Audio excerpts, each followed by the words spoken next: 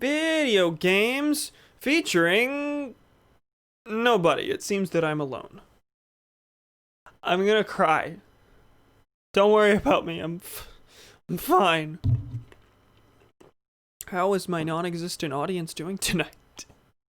I suppose if that's the case, oh, screen's dark. Suppose if that's the case, there's really no reason for me not to go ahead and jump into the game? I guess. Because there's not much to talk about. Videoed gaming? Are we gonna record videos of gaming? Is that what that means? Hi, Gremlin. How you doing? Welcome. Today we're gonna play a video game that I attempted to play yesterday. That's right. It's the Xenoblade game. So, for those unaware, I did attempt to stream last night before running into internet issues galore about 50 minutes into the stream.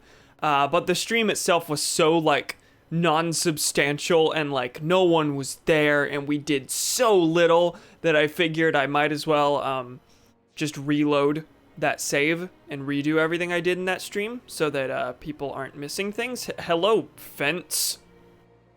It's clipping through the camera. He's funny. He's funny. Wii games. This is it. This is a good camera angle, I think, to go through the monologue. So, last time in Xenoblade Chronicles, actually, let me make sure that was another thing. At the start of the last stream, I had the game muted for a good, 10 minutes before realizing it. Top 10 Xenoblade moments. 1. It's Rhine time! That's 1 and 2. There are 2 Rhine time lines in the game. Yeah! Rhine time! So last time, huge story moments happened. Spoiler alert for those who don't know, who don't plan on playing the game, in which case leave. Last time we finished up Prison Island. At least the first visit. I'm told there's more than 1 visit, but we finished the first visit of Prison Island, where we were going to save Melia's father, the Emperor of Alchemoth. We didn't. He died. Despite the fact that Shulk had a vision 5 separate times of his death, we couldn't prevent it. He died. We also, at about the same time, found out that Fiora, the sole reason that we are out on this journey for vengeance, the woman and love interest and best friend and sister, some relation to virtually every member of our party except 2, except 3 at this point. Never mind, half our party. She's alive. We thought she died. She's alive. And apparently a Mechon now, and apparently without her memories. There's a lot going on.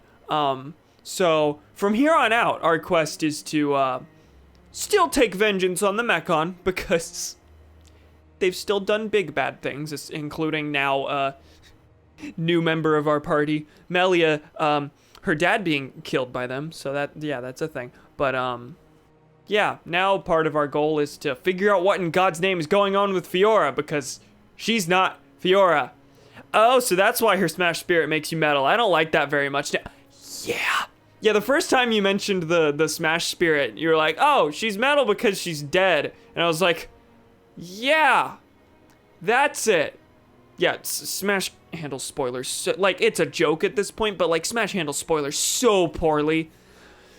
I know Mother 3 is 14 years old at this point, but it hasn't come out in America, and yet Smash spoils so much of it. The first appearance of Lucas, the first Mother 3 representation in the series, spoils who the main villain of Mother 3 is, despite the fact that you don't actually know that for the longest time, and it's supposed to be a decently big reveal once you find out. And then there's the final spirit of World of Light. Anyway, I think it's the final spirit, one of the last ones at least. I'm gonna get away from this camera angle. I'm debating whether I should get on with the story or do some quests. I decided get on with the story last time, but I don't know when the next decent stopping point is gonna be to do some quests. At the same time, do you hear that hissing? What if you didn't do that? You only hear it when I'm speaking, I think. but it's like shrieking. Hello, water heater.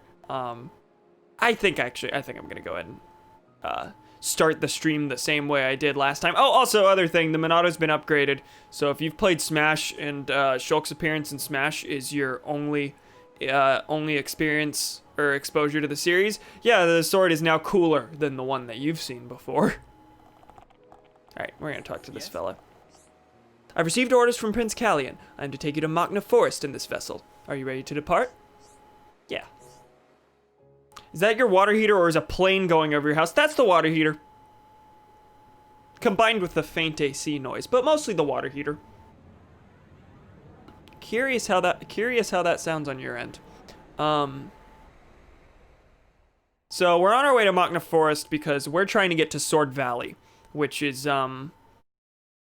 we're told big Mechon base at this point, and also where Dunban. Oh, this actually isn't the party I intended to have. I'll swap out in a second. Where Dunban first wielded the Monado against the Mechon a year ago, and lost use of his arm temporarily. A juicy grape? Well, that's the most normal thing you've given me all game. So, we're back in Magna Forest, a place we've been, but that pod was required to get us to this specific sector of it.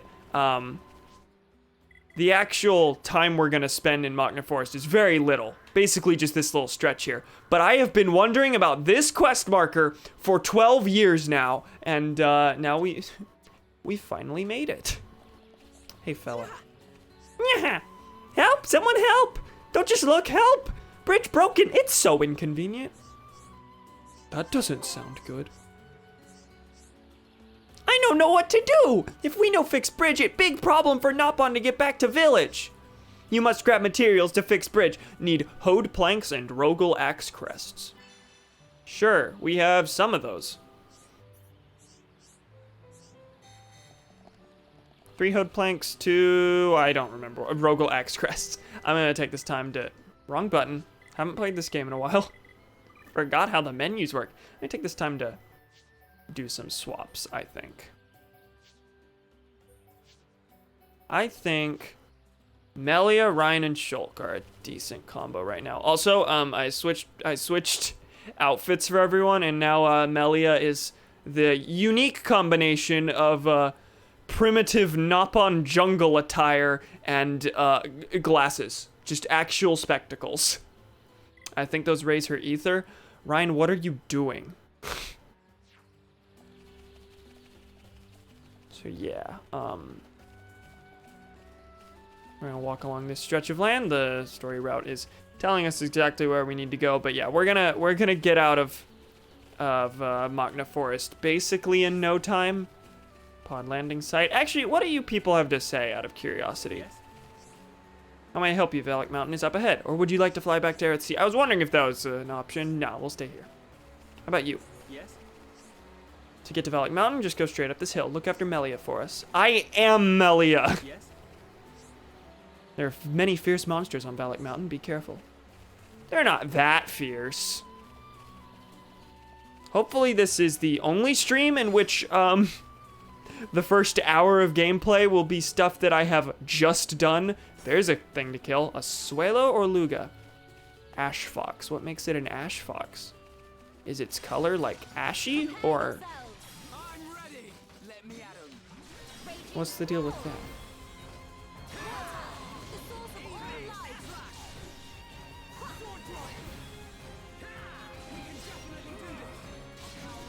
Yeah, Melia's decently passive, so...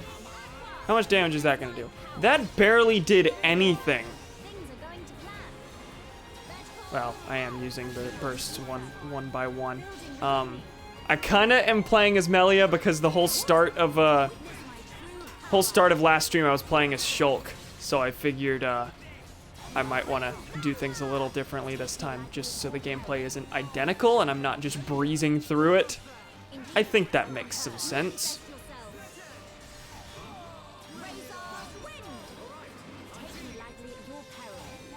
This'll die one day. Will I deal the final blow? Yes. Cool. So I need to get items from that. Worn muscle fiber. What is it I need? There's several of these, so hopefully I'll be able to complete the quest right here. That would be ideal.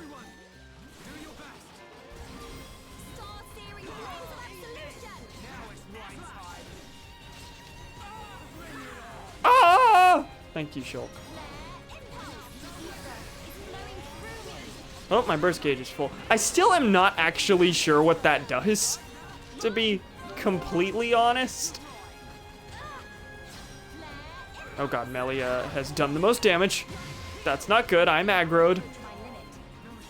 Not super appreciative of that. Okay, I'm fine now. But Shulk over there could use some help, it looks like.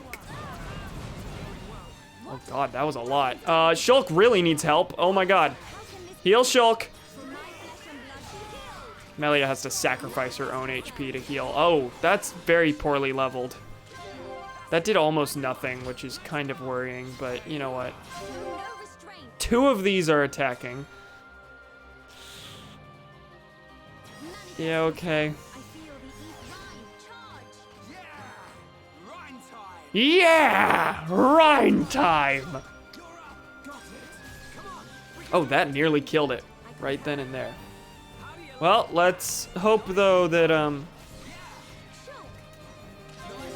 health is fine.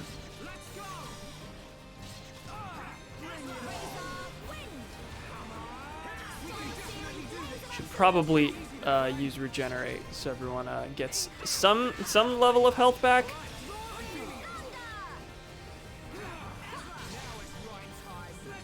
Okay, I feel like we're doing decently. I think I can go ahead and end this now.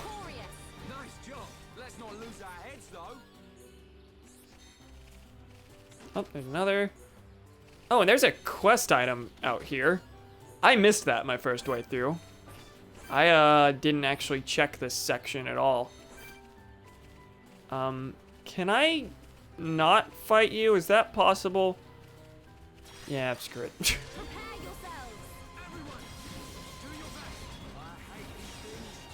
You hate these things. This is the first time you fought one of these, Ryan. It did nearly kill us last time, which is why we voluntarily got into a fight with it this time, but, you know, it's fine. This is the Monado's power. Ryan is just full of hate.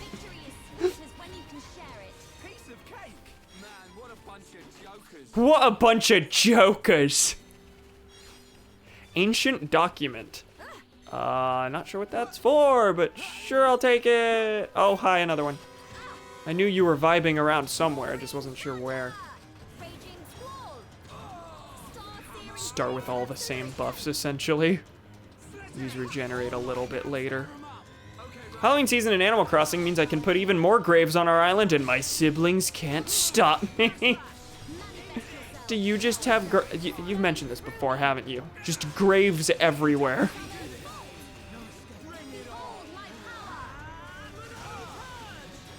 Okay, we've got the burst meter. Let's go after it. Cool. I actually didn't really need to use much at all there, but we're good. Yeah, I saw the... Did they just release the info about the update today? Today's when I saw it, at least. I'm kind of glad that I was already going to stream on October 1st for Raymond's birthday, and that I didn't have to add a stream to the lineup, just because I want to make progress in this game. But I've also committed to doing every Animal Crossing holiday, so that would include the new fall stuff at the start of October. But I was already gonna stream October 1st, so no schedule change. No schedule change needed, which is nice.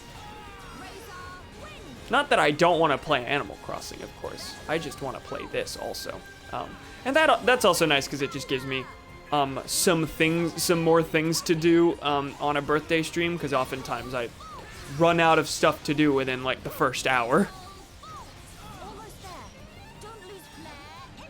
Sorry, Raymond, that your birthday is gonna have some focus taken off of it. Oh my god. Bye, everyone. I think Ryan could use a heal. I guess not. It's dead. Piece of cake! Thank you, Shulk. What's this path? There's actually quite a bit I didn't bother to check at all. Just this little stretch of land has so much more to it than I... Never mind, I did check this, and that's not what I intended. If you couldn't guess. I think I mentioned the Groose design I placed everywhere, but I do have a few graves in front of the town hall. Nice. Who died there? Mayor's long past. That's right, this is a secret area. Extra experience. Engraved writing is worn and illegible. Okay. I guess we'll come back later then. Wait, there's an ether hold on. Let me check the map. That's probably somewhere I can't get to. Yeah, that ether deposit is on the other side of the broken bridge. So in that case, let's head back up to Valak Mountain. These things aren't aggressive, which is nice. I'll kill one of yous. Just for giggles. I'm ready! Gonna eat dinner, BRB. Okay, see you in a bit, Gremlin.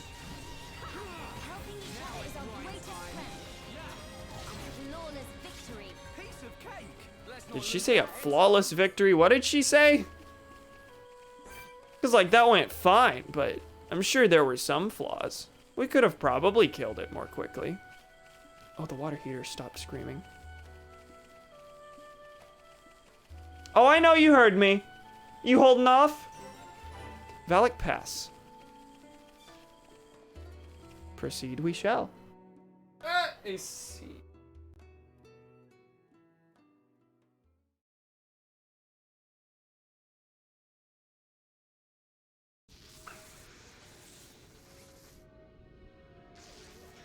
Zanza is not dead.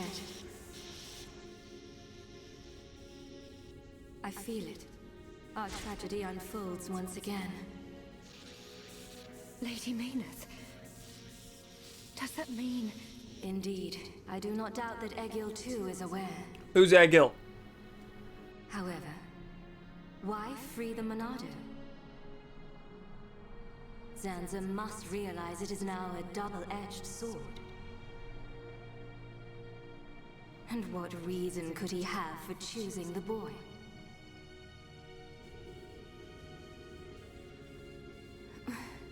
What is this? I am experiencing feelings for the boy. Lady Maynard. Vinaya, your swift repairs are appreciated. Thank you. I wish to see that boy again. To meet with the one who wields the Monado. The boy?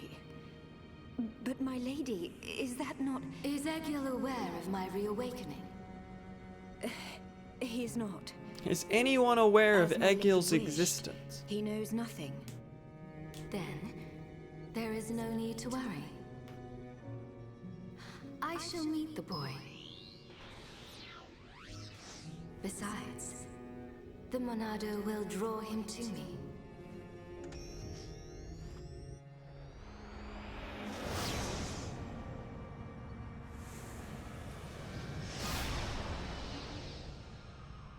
Flying off without me, huh? I know you from somewhere. Of course, I remember you. You're Junburn's little sister. What? He's like, wait a second. Oh, that's the one. Like, hadn't thought about it even once before, and as soon as he actually gave it some thought, he was like, oh, instant recognition.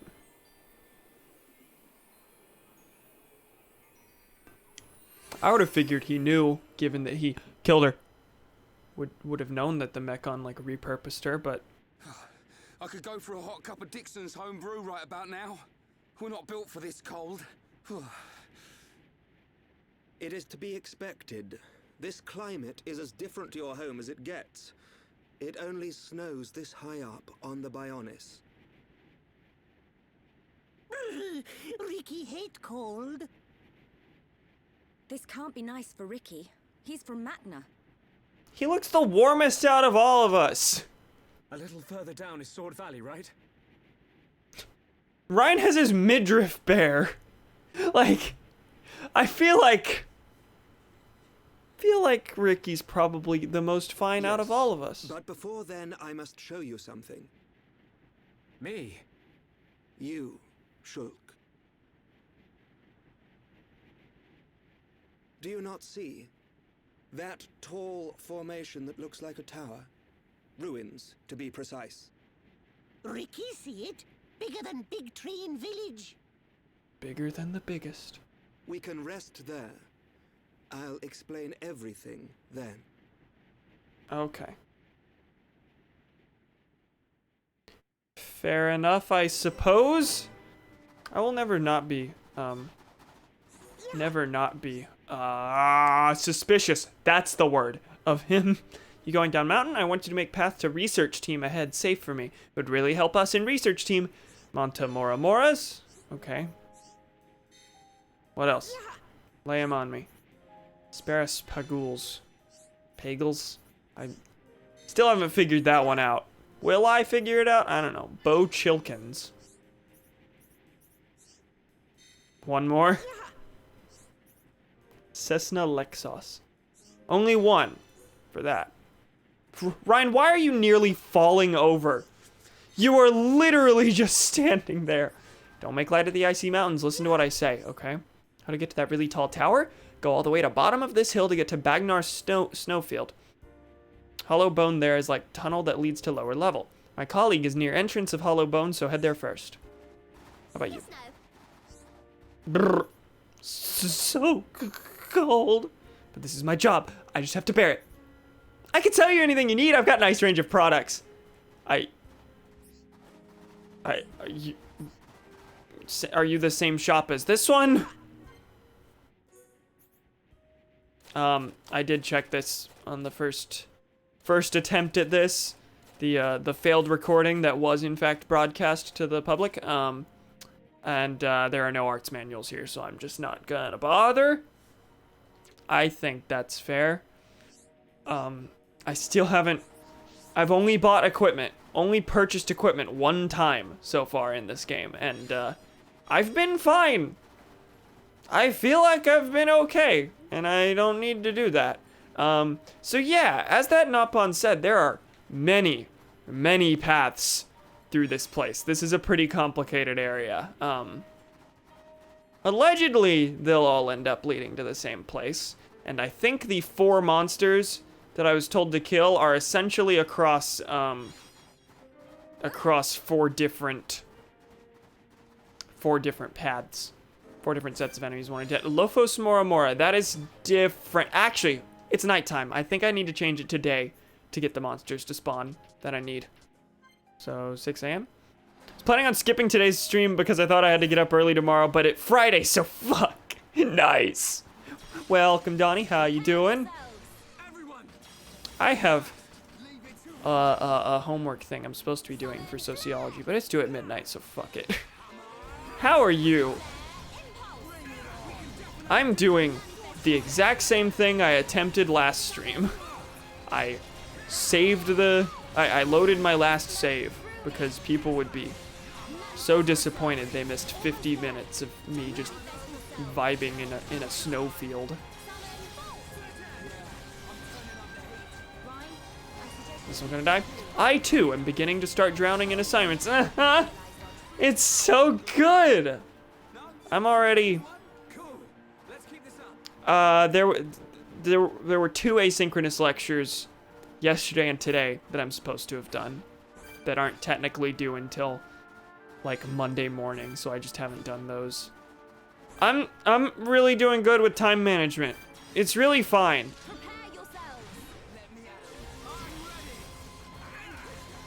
But that assignment I need to do by tonight, I can do that very easily.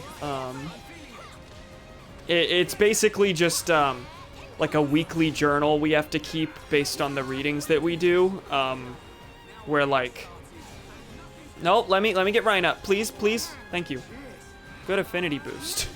I have to do like just a brief analysis journal where I write like one paragraph of my thoughts on one quote from one of our readings. I have a unit project due Monday I haven't started, along with a bunch of miscellaneous writing assignments. Cool! What kind of project? For what? Oh, we only had to kill one of those? Oh. Okay, I was sure it was like 3. Let's not lose our heads, though. Let's not lose our heads, though.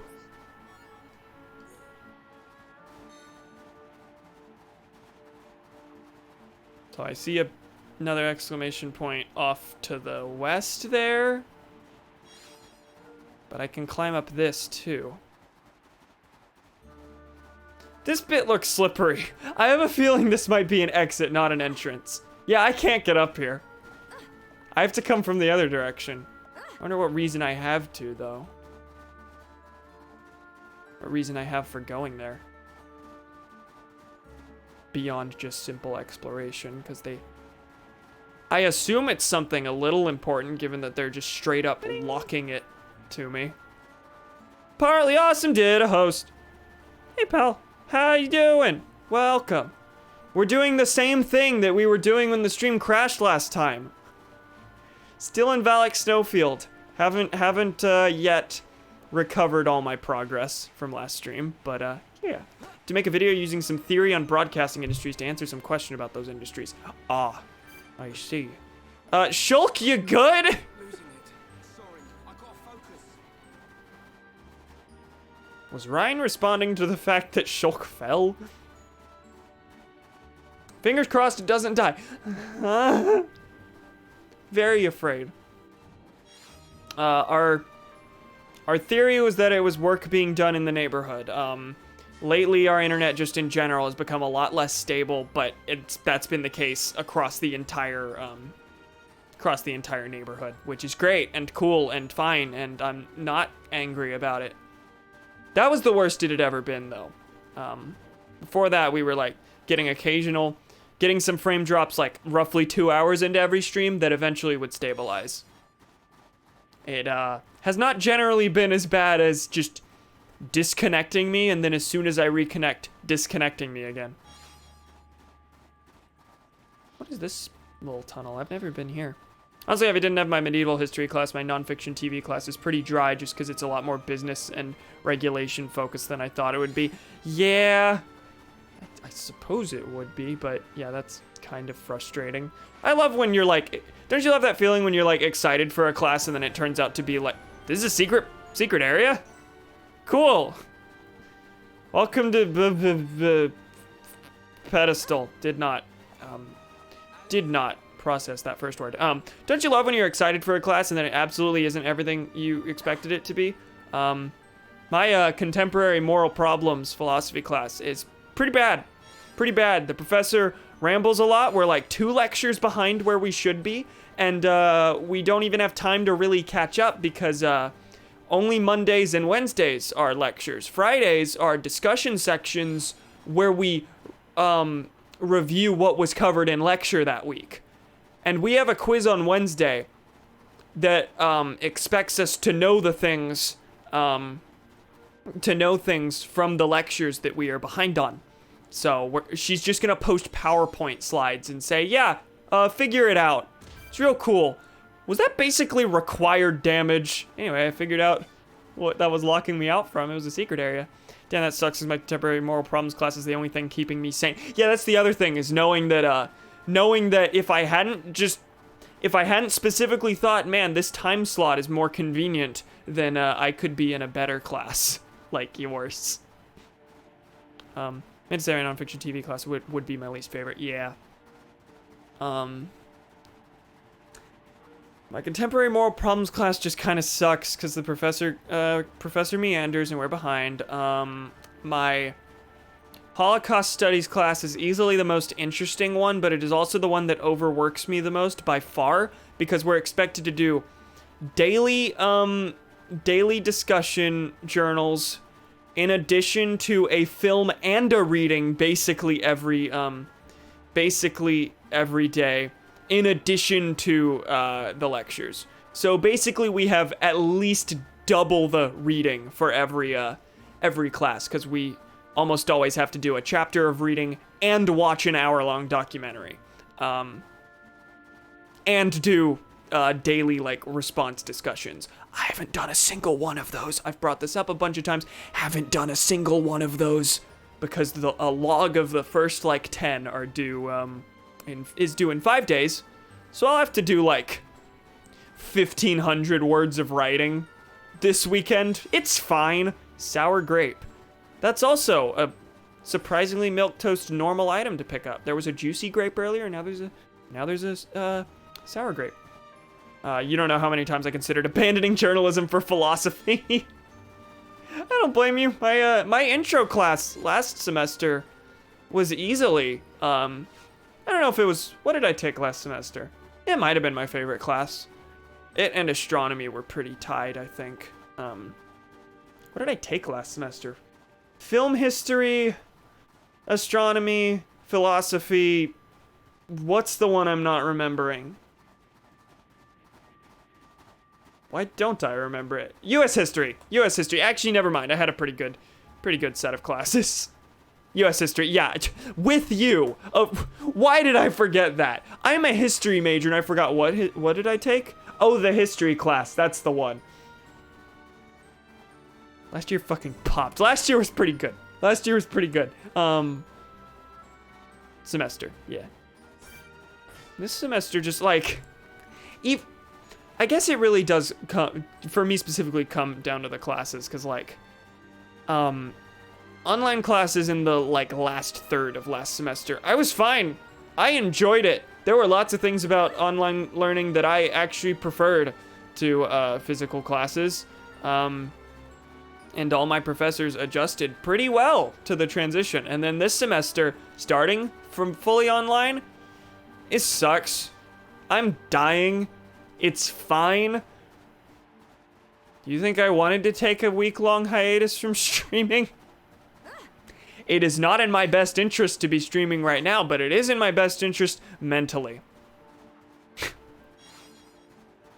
Really hadn't fully acknowledged how much weight, this was carrying in terms of my sanity. Cause like, you know, every evening essentially, except for Wednesday. Wednesday fucking popped, to take a phrase from Donnie.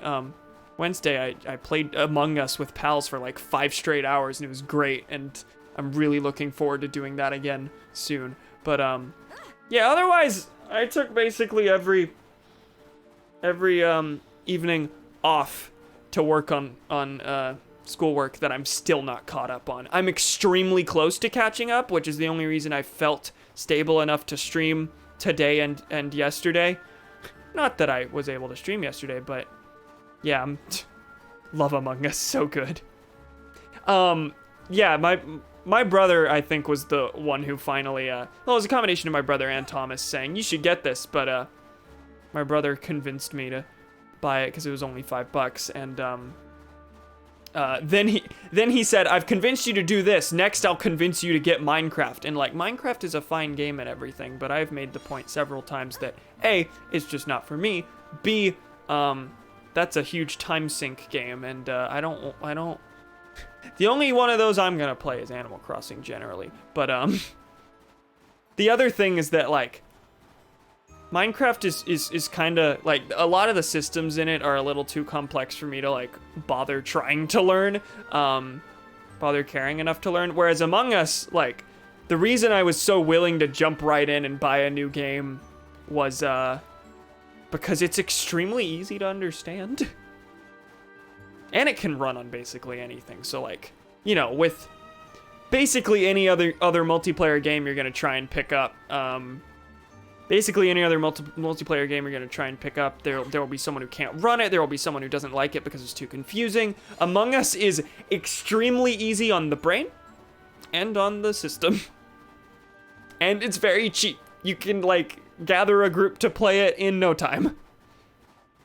Only played it once, but it was so fucking fun. Today's word of the day is fuck. Today's episode is sponsored by the word fuck. I was enjoying myself until the metagame forms. Then it's big brain. I literally try to get in any groups Among Us games. I still have only played that one Wednesday, but yes, it was very fun, and I'm looking forward to doing it again.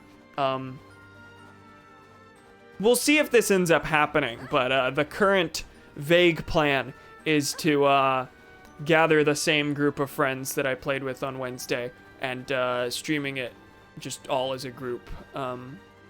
Next Saturday is the plan, hopefully. Oh god, that's a level 96, but you're not aggressive. So, you know, sometime soon that might be coming to your epic screens. That's gonna be wacky because I think I'm gonna have to appoint some new mods because Donnie and Thomas will be playing and they won't be able to look at chat or have my stream open. But yeah, that might happen soon. I did come here last time. I was wondering if I came this direction. I thought there were enemies here that I killed for a quest, though. Latio Apis? That's different. There's nothing here. Unless this is a different spot than I'm thinking, but I'm gonna pick up this ether and then I'm gonna mess with the time a bit, because one vague benefit of having played through parts of this last stream is that, you know, I can limit wasting time in certain spots. Wandering Amon. Nearly looking my direction. Yeah, we're gonna change the time. Go 8 a.m. Anything here? Really? Am I thinking of a completely different spot? Until the metagame forms was a response to you saying it's easy on the brain, not a continuation. For reference, yeah, that makes sense. That makes sense. I feel you. Okay, there are things this way. There are things this way. Maybe it's this ether deposit. I was thinking. I'm still gonna adjust the time just a smidge to see if anything spawns. It looks like it's pretty consistent in what the daytime creatures are.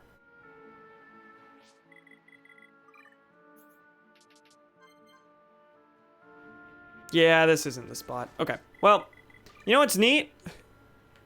Skip travel.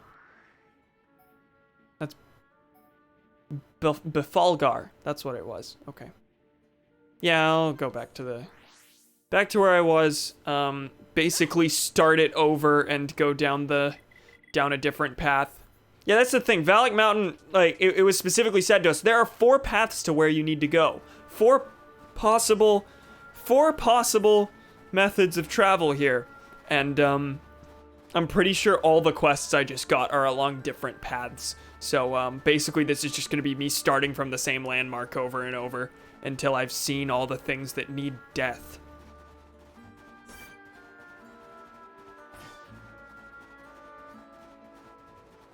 Doing more genocides.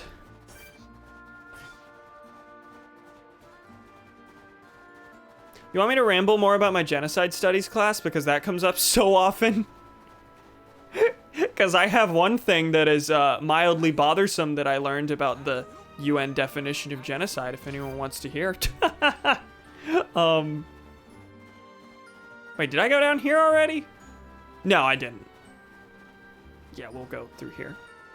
Genocide. Did you know that when the Nazi party led its mass murder of disabled people as their like first real genocide in the regime, their epic eugenics and sterilization project, did you know that that's not technically considered genocide on a legal basis because disabled people are not considered a national, ethnic, racial, or religious group? Disabled is too vague a category to be called a genocide.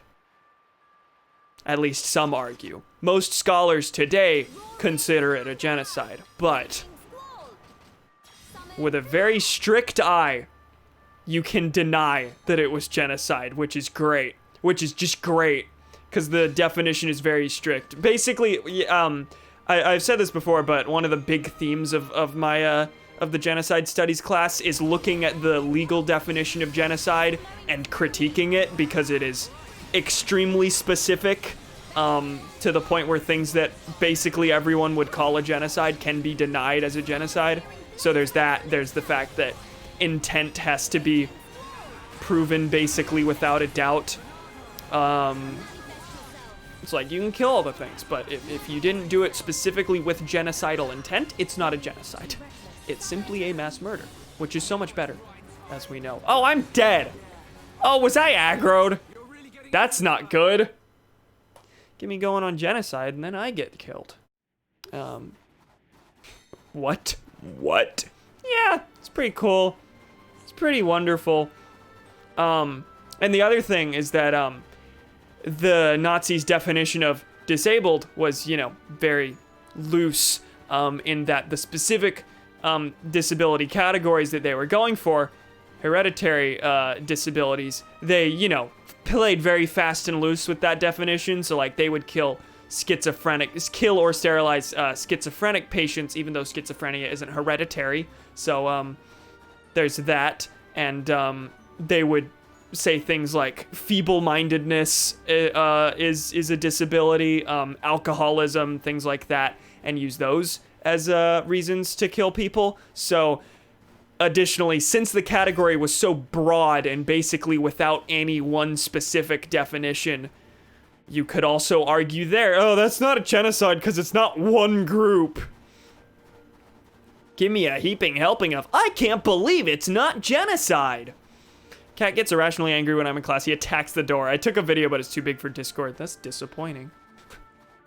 You gotta upload it to YouTube for us.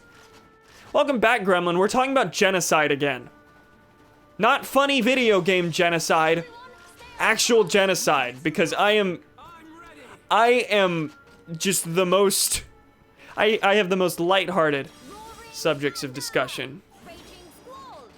I did not need to issue regenerate on everyone. Oi, Lexos! Over here. I did not mean to bring up my quests. How did I do that with one... Huh? Come on. Come on. You're a tired history major? Yes. Constantly in fear. Okay, you're an angry political entity. Genocide will always be brought up here. This is fair. This is fair. That's just kind of how it be. This is why I'll never see any growth. Like, I'll be... Like, someone will show up and it'll seem like funny video game times, and then out of nowhere I'll be like, so, genocide. And then they'll be like, this is no longer stress relief. I am leaving now. Oh yeah, alcoholism wasn't actually ever perceived of as a disease at that time. Yeah. And the Nazis, of course, knew the science was bogus. Basically across the board. They knew schizophrenia wasn't hereditary. Did that stop them? No, it was about getting rid of undesirables. It was never about the actual science behind it, of course. But yet, since the category was so loose, you could say, well, it's not a genocide. It's just a mass murder. It's only the murder of millions. I actually don't know how many people were killed in that, specific genocide. Not sure on the numbers there. But yeah, in our genocide studies class, you can tell we're finally getting to the Nazis. We've talked about the various American genocides of Native Americans. We've talked about the German genocide of Namibian tribes in the early 1900s. And we talked about... There was another big one. What was it? We haven't talked about the Rwandan genocide yet, but that's been foreshadowed a couple times. That's not necessarily true. There's a bunch of large political streamers. This is true. I think the main difference, the thing that like goes off in my head, and like I don't actually see it as an obstacle to my growth, but more so the fact that I'm not an explicitly political streamer. I am a video game streamer who gets political on occasion. and there's also the fact that like my audience is mostly my audience is, this is more just ramblings, not actually that related, but my audience is mostly restricted to Twitch. Like it's not a YouTube audience that is crossed over. But yeah, most of my explicit politics are on my YouTube channel, where I've made 2 explicitly political videos. Otherwise, like, I don't do political streams. I talk about political topics while playing video games sometimes. But if you were to come from my YouTube channel, the politics would be absolutely no shock. I made a video about why Elizabeth Warren is stupid. Based small category of YouTube to Twitch transfers. Yeah, it's basically what happened with my video game content. Remember when I did Let's Plays? No, you don't. None of you were here for that. Several of you were here for that. At least one of you wasn't here for that. And those aren't public anymore. Now you shall witness our power. Everyone, do your best. This one's mine. This one's mine. This is the spot I was thinking of earlier. I do. You do.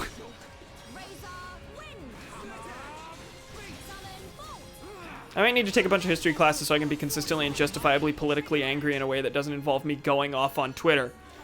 I do my fair share of going off on Twitter. So I can be consistently politically angry, as you should be, as is healthy. Broadcaster man, hello, Ferret. Welcome. We are vaguely talking about genocide and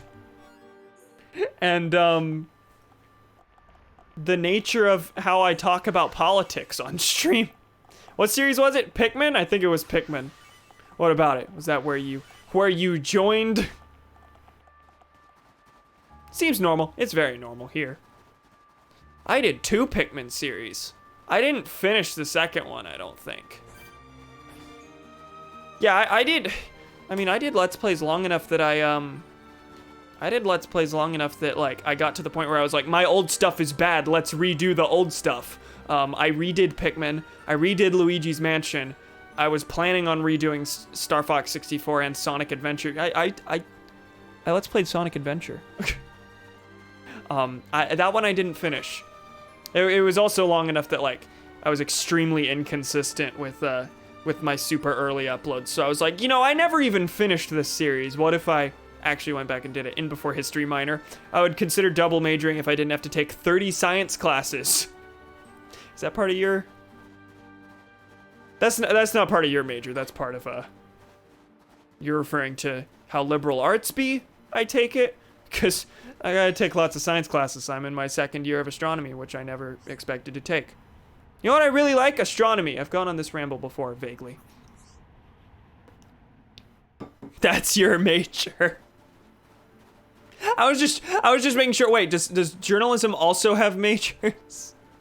Also have majors, also have science classes. God, wow, I'm confused now. I say one confusing thing about college majors, and suddenly I'm calling things that aren't majors. The whole double focus thing is weird. In the UK, you just have a focus. You can take other classes, but it's entirely optional. Yeah, majors work a little strangely in the US. They try and make sure we have a very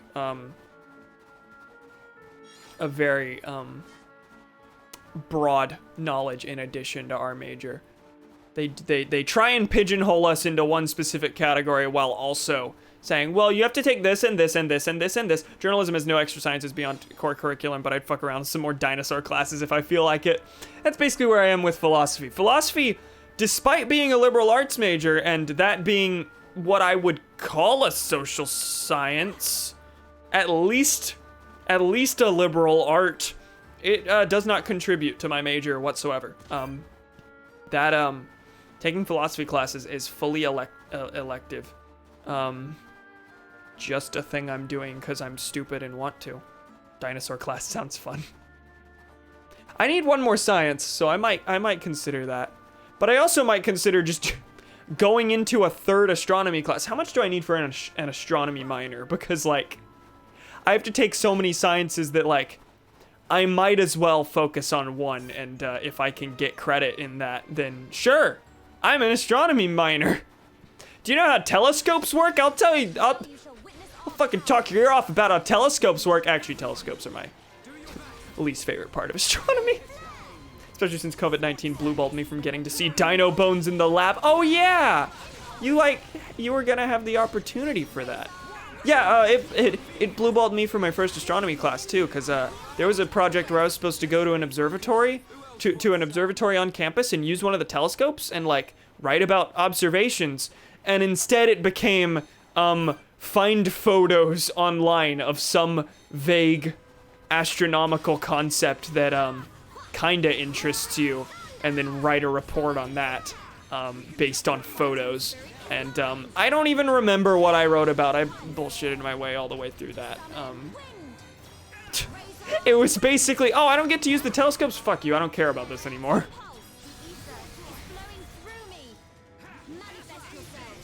Alright, I need to make sure I don't aggro. It's probably gonna happen. Who is aggroed? Shulk? I need health. Shulk, can you get on that? Can you get on that? Okay, Ryan is having fun times over there.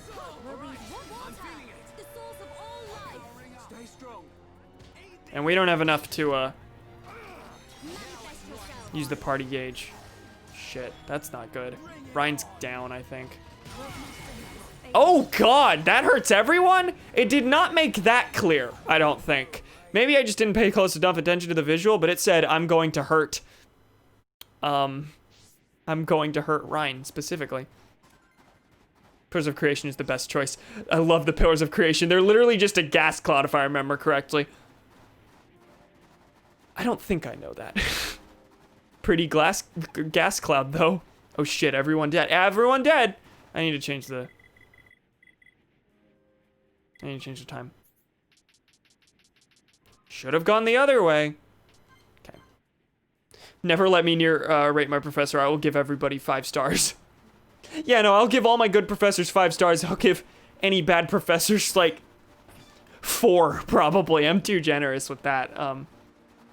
Professor for Age of Dinos can get a bit dry and has a tendency to ramble, but I already had an avid interest, so it was fine for me. Yeah, I did vaguely read the Rate My Professor page for that class, and everyone was like, maybe don't take this. Maybe don't take this unless you're super, super, super intrigued. And I don't know if I fall into that category. Probably just gonna go with another astronomy. Do I need 1 more science or 2? I think it might be 2. If it's 2, I'll have to figure out another science because you can only, for the liberal arts curriculum, you can only claim 9 hours in one subject, and I will be at 6 hours in astronomy. I would just go off, rant about everything I hate about them, then give them 3 stars. Yeah, that would be me. I would give them a rating that isn't terrible while saying this is bad and this is bad and this is bad and she overworks you and this is bad. Just like insert major game journalist site. Could it be the funny too much water one?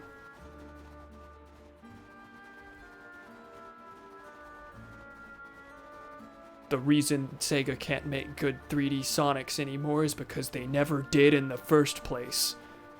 Pretty sure that's what IGN said about Sonic Adventure. Which, they're not totally wrong, but I love Sonic Adventure anyway. Man, I should be a game journalist. Wouldn't have to do shit. Is that right? Man, you have like, you get to BS your way through work. Too much water. The only person I would give 1 star to is my bio teacher. She went on a 20-minute rant about how my school bugged all our phones and we haven't learned, but what? Bio's so good though. I had like the greatest bio teacher on the planet though, to be fair. And as such, I love biology. The only reason I'm not taking a bio class is because my AP exam gave me credit for 2 bio classes, and as such, if I were to take a bio class at this point, it would be 1 year removed from when I took AP Bio and be 2 classes in. So I will have like probably forgotten everything I need to know for for whatever that class is, because I already have credit for the intro classes and be expected to know a lot of stuff that I've forgotten. That's the only reason I'm not doing a bio class. Otherwise, like I have enough hours that it is not far off for me to do a wouldn't be far off for me to do a bio minor as well. God, that was a hard sentence to say. Why? Also, Gremlin fucking what? Yeah, also, I didn't actually engage with the point of that. Like, what? Omega Ruby Alpha Sapphire. Yeah, that's what the too much water thing was. IGN gave Omega Ruby and Alpha Sapphire a 7.8 for too much water. I don't know if that's actually like I feel like, was their review of it like notoriously terrible, or do people just like take that funny haha like vaguely out of context? Because like, if I remember correctly, is Omega Ruby and Alpha Sapphire like, is it well liked? I feel like that's one of the ones that people saw as a disappointment, but I suppose that's my hearsay on basically any modern Pokemon. People hate Pokemon these days. Having it out of context allows us to bully IGN more. 7.8 is a decent score. Yeah, 7.8 isn't a bad score. People, like everyone says this, but people really take game review scores far too seriously and consider perfectly decent ratings as like the worst thing you could possibly call a game. Like, that's above average. That's above average.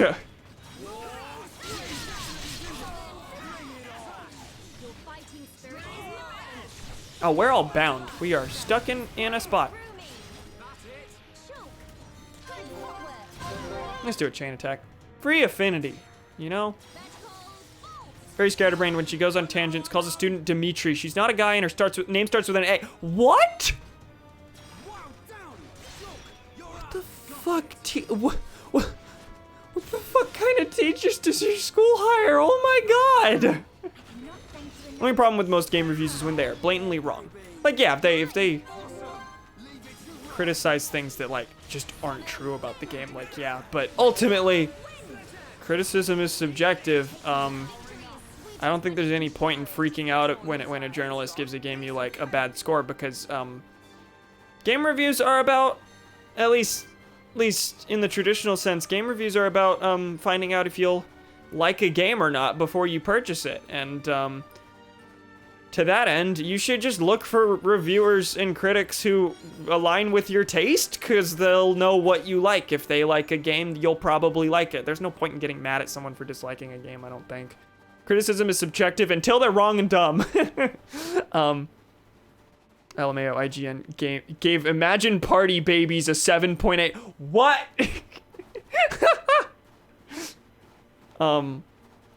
Very old. I think she's only there because public school tenure. Figured as much. I mean, 7.8 is a decent score for it. TBH, it's Pokemon. They're all the same.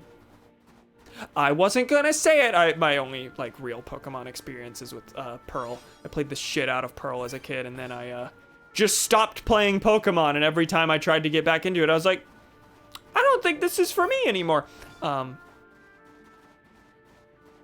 Which, granted, I'm kind of glad about, because if I were to collect Pokemon games, God, there are so many.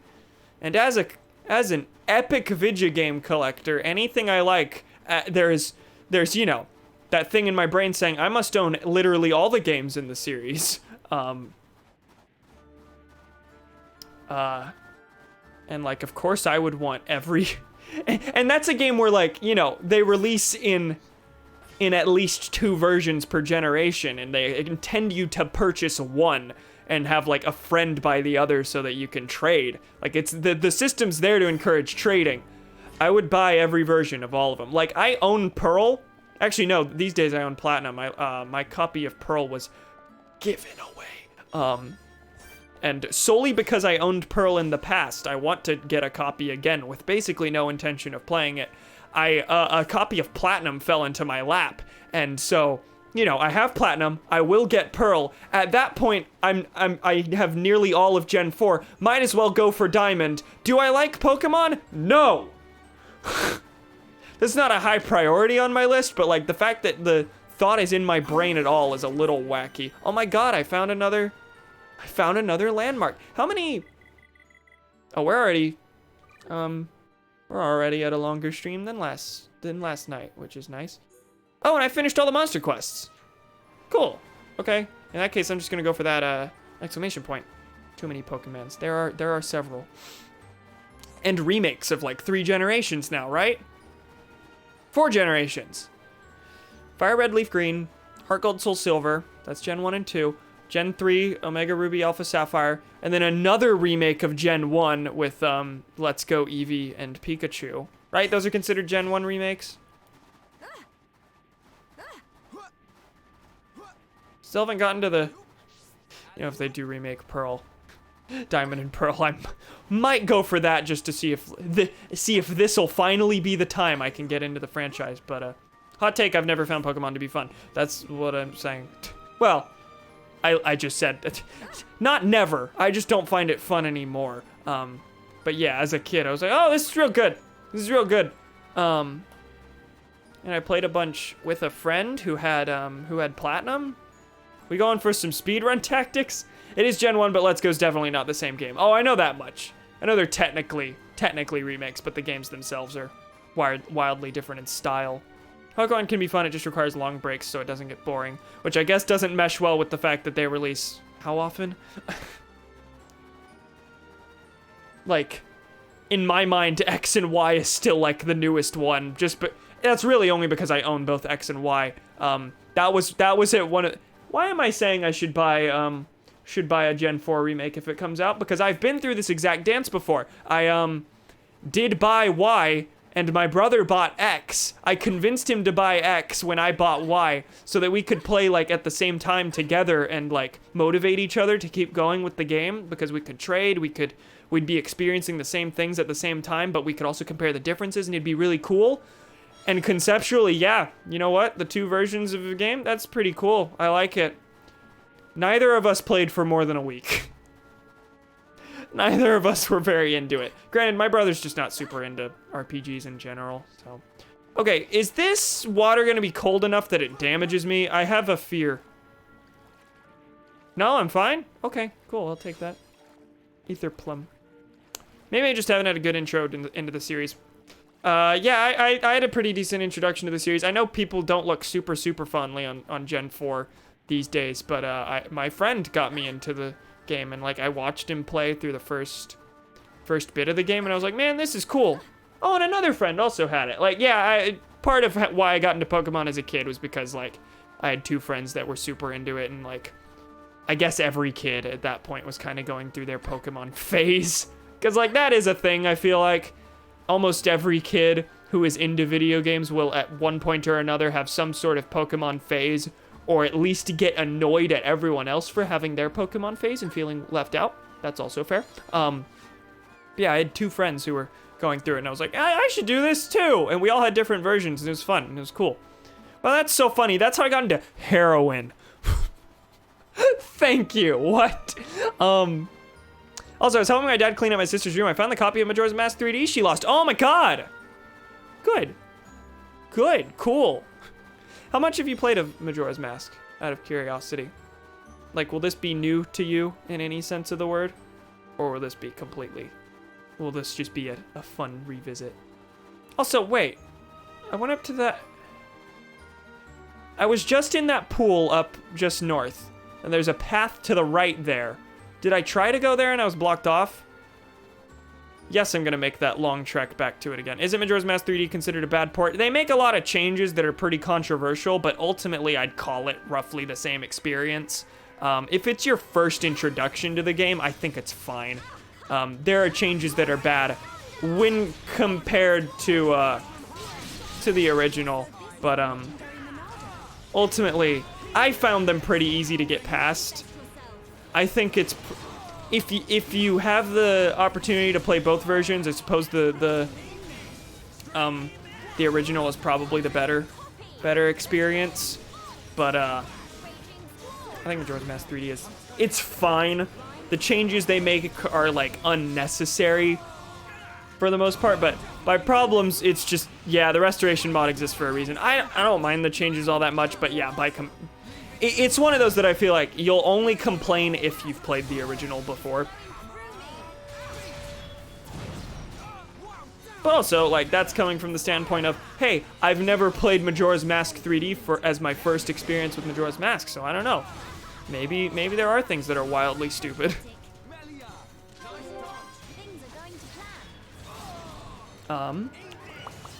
Beat Woodfall and then lost it, so I'm probably gonna start over. I don't know, but I never had an N64. Okay, solid. Well, in that case, have fun. That's my second favorite Zelda. It's such a good game.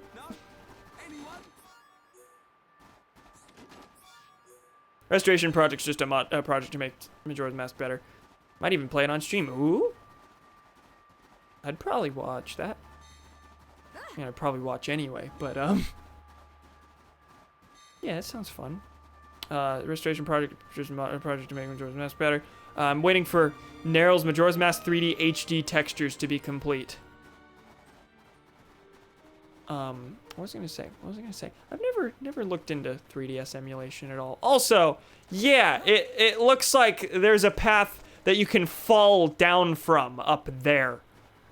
So that's neat. I wasted so much time walking back up here. You know what? I'm gonna swap back to Shulk because he has quick step.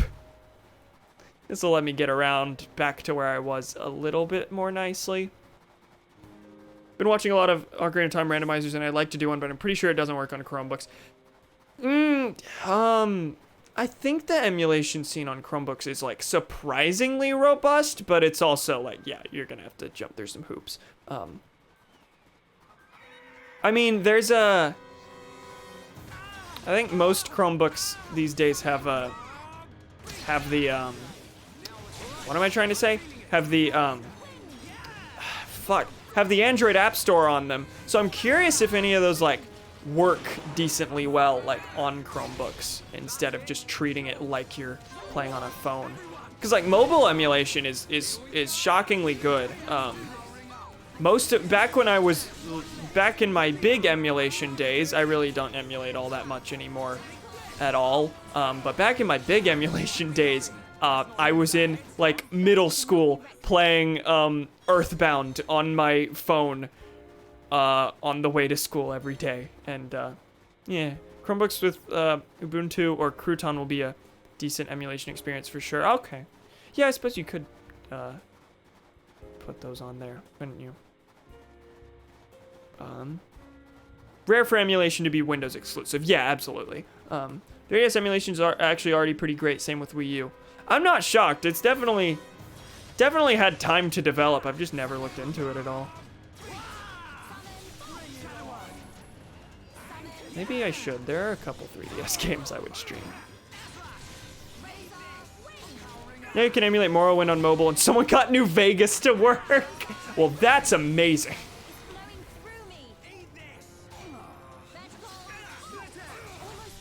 I also played Super Mario 64 quite a bit on my phone.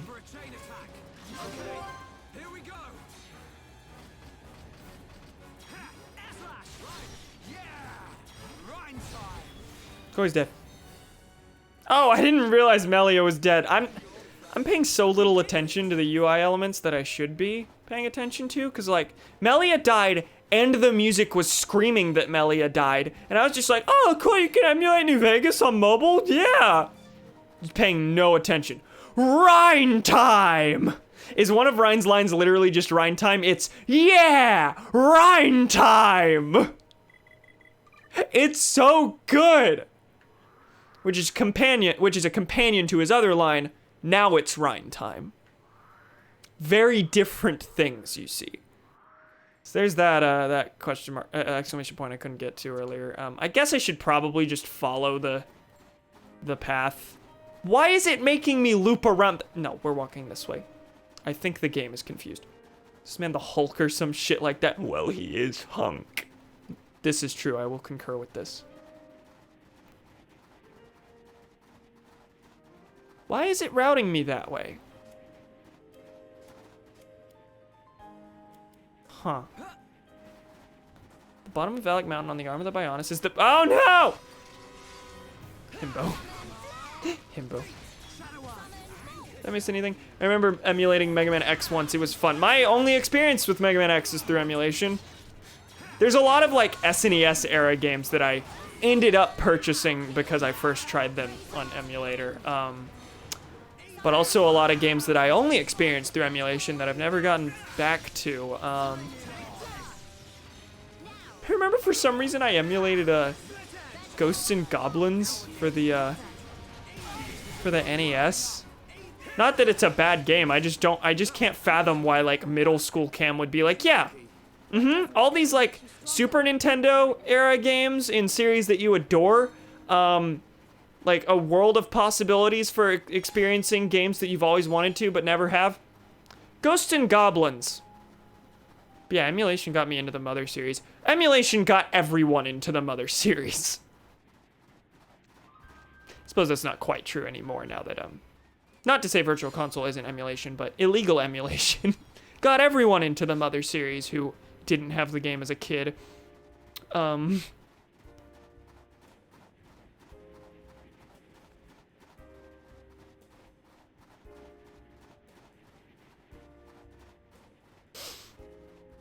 But I got to be excited when they released Earthbound on the Virtual Console, 'cause like a year and a half before that, I had played through the game on my phone.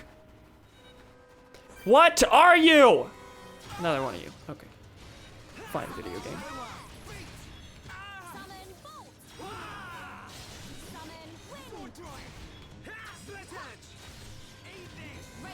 Kid behind him. Best Mega Man X experience is definitely on the Mega Man X collection for PS2 and GameCube. No slowdown. I always forget that collection existed. I mean, when I inevitably play it, it'll probably just be on the X Legacy collection, the X Legacy collection. But yeah, I am told there are some issues. Dinner time, BRB. Okay, see you in a bit, Ferret. Have I missed anything? Did Ryan just yawn? Why don't we grab some shut-eye? Ryan, wake up! Why don't we grab some shut-eye? Ryan, wake up! I'm kind of just running back up to the start. I guess I should follow the route. The reason it's looping around is because I'm going down on the arm, or wherever I am. I am descending now. Legacy Collection's not great, mainly due to pixel scaling. I see. I should have waited to read or learn anything about the emulation problems until after I'd played through them, because God knows I wouldn't have cared or noticed. If there's slowdown, I would have been like, yeah, this probably happened on the original system. There's all the slowdown in the world in Mega Man 3, but nope, that's native to the game.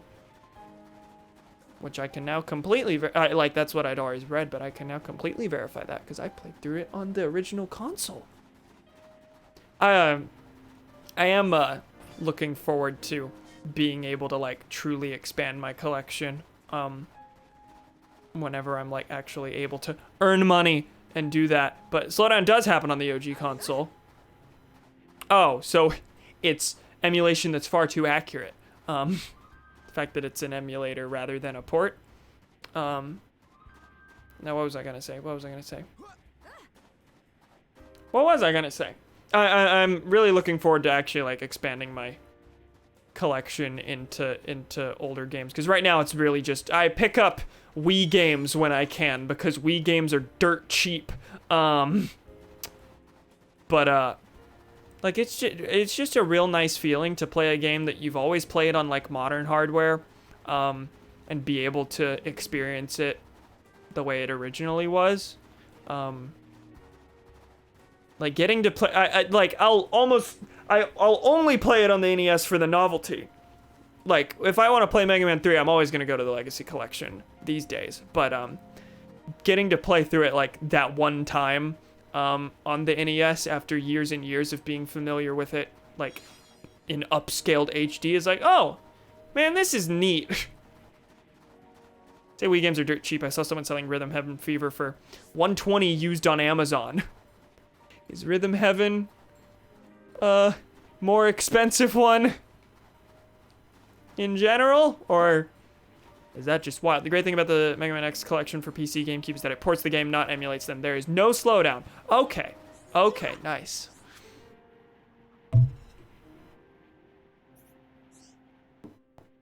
There's a tunnel here. Oh, you're showing me something, like, important. Hi. So that tunnel leads to the lower level. So Nopon research team camp on other end of tunnel. Just go ask them about where to go after that. Okay. Thanks. Appreciate it. Much of course this is where I got a landmark the first time. I should have figured. There's a landmark right here. That's probably roughly where I need to continue. Typically less expensive because it's a small series with only 4 games. Okay. Oh, I see. There are definitely exceptions to the Wii games are dirt cheap rule. I'm mainly talking, oh yeah, this makes you like do a jump. I remember that. I took fall damage there? Also, there are items here that like are very missable. Shulk, oh my god. I'm right next to you. This is so janky, I love it. That was so good. I forgot how much I loved that. Fun fact, that was the first gameplay I'd ever seen of Xenoblade Chronicles, ever. Before Chugga Conroy did his Let's Play of Xenoblade that introduced me to the game and made me want to get it, there was a camera clip on a vlog that he was in. Do any of you know Steven Vlog? He's pretty cool. You don't. Steven Vlog had a video where he was visiting Chugga Conroy, and he was just playing this game in the background, and the thing that he happened to be doing was like sliding aggressively down this thing and making weird jumps, and I'm like, this is an RPG? By the name Beat the Beat funny. Mario 64 slide levels? Yeah, what? Da, da, da, da, da, da. We come here to do research. But Chilkins and Antol's always fighting, so we know can work. That doesn't sound good. Okay. So, kill Chilkins and Antol's. Are those the kinds that we saw up top? Or is this different? Daytime. It switched to daytime right as... Hold on. I just want to make sure. Are these quests only available in the night? Did you still have quests? Okay, no. There was a chance. I'm so bad at Mario 64, it's hilarious. Mario 64, I think, is my least favorite, is at least my least favorite of the, like, more exploratory Mario games. Not because it's a bad game, but because, like, I'm bad at it. I think, oh, we're getting drops? It stopped. Okay, yeah, Mario 64 I have a hard time with, in a lot of spots. I love the game. Like, that's not... I dislike Mario 64. I love the game to death, but the lack of any sort of correction to your jump when every other 3D Mario, barring the linear ones, has some sort of correction to your jump, it's kind of difficult.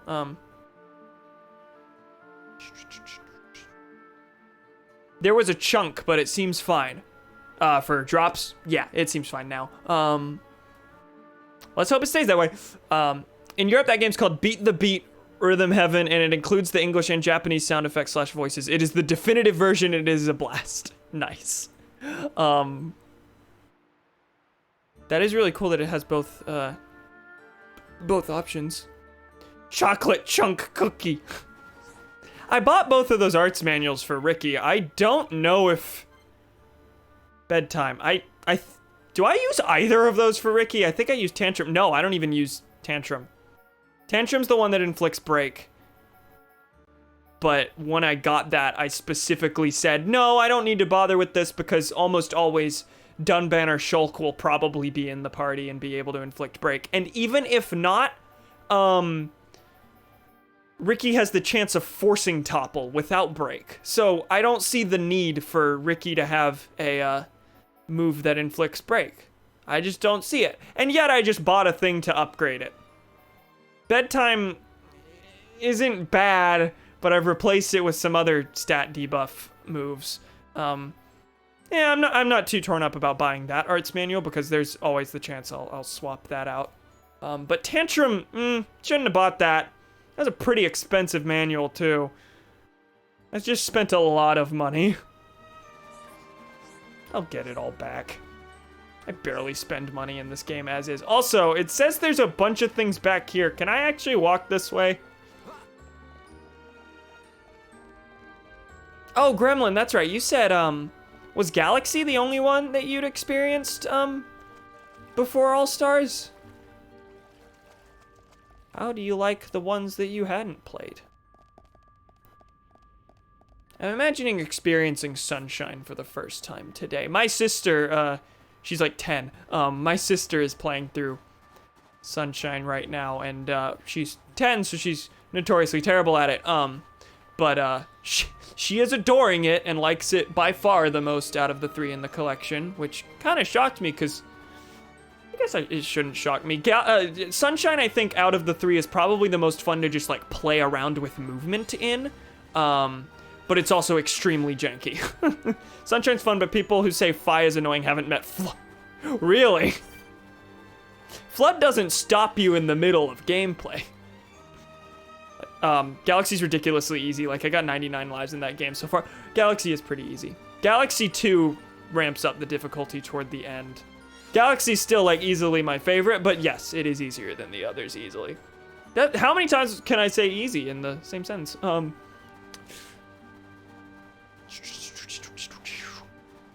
Yeah, that was sarcasm. I know.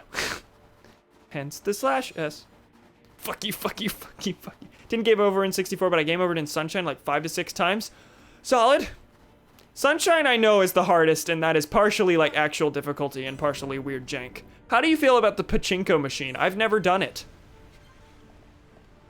Haven't gotten required affinity between Shulk and Ricky, but I'm very close. So you know what? I actually think I'm gonna swap out. Swap party out real quick. You know what? We'll keep Ryan. Yeah, Shulk and Ricky need to be developing affinity. Just since that gives me one very specific goal to look forward to. Pachinko is fine. I have seen footage of Pachinko, and I've noticed if you grew up with the game, you can do it first try, but if this is your first time through the game, it's like, what the fuck is happening? I did it first try after streaming for literally 18 hours. Yeah, I watched, oh, who was it? I don't even remember. I was not even someone I follow, just clicked on someone who was playing Sunshine, and this was their first experience, and they took, like, 12 tries, at least, on Pachinko. They're also blackout drunk. Not blackout, but, they were also drunk. They had lots and lots and lots and lots and lots and lots of trouble with Pachinko, but I watched Tom Fox, play Sunshine, a little bit today, and he did Pachinko first try very easily. I think it's more, saw Clown Depot play Pachinko in Sunshine, and it looks fucking awful. I feel like it's really just a matter of, like, familiarity with the game, but also it is, I feel like most of the difficulty probably comes from the fact that, at least judging from my, like, outsider look, I've never actually done the Pachinko machine because it is not required at all, and unless you're going for 100%, there's literally no incentive to go for any bonus shines. That's one big flaw with Sunshine, but, as far as I know, but the Pachinko machine, like, fucks with Mario's physics a bunch, and Mario starts acting more like a Pachinko ball than he acts like Mario, is what it looks like. Like, there are parts where, like, you have to actively hold left from the start if you want Mario to end up in the left side of the board. You just have to treat it less like Mario, the fun, easy to move around fellow boy, and instead treat it like you're actually playing Pachinko, is what it looked like. It didn't look, like, undoable, though. It definitely looked doable, just a little janky. I'm curious, like, I've seen a bunch of people do this before now, and that's probably, like, the one thing in Sunshine that I've seen a bunch of people do that I haven't experienced myself. But I have a feeling I'm gonna do just fine at it once I get to it. But also, I've watched people do it. I don't know how it actually feels. Has a reputation for a reason, I imagine. What is this? Location sealed tower. Nothing actually here. Cool. You know, I'm skipping the story marker that's right there. It's probably gonna route me, like, out this way after experiencing whatever's there anyway. Actually, that's the Nopon research team. So is that gonna be a research camp, or are they holed up somewhere? I don't think I'm on my way to rescue them. Yeah, I'll get to the quest marker. We'll take the other way around, but...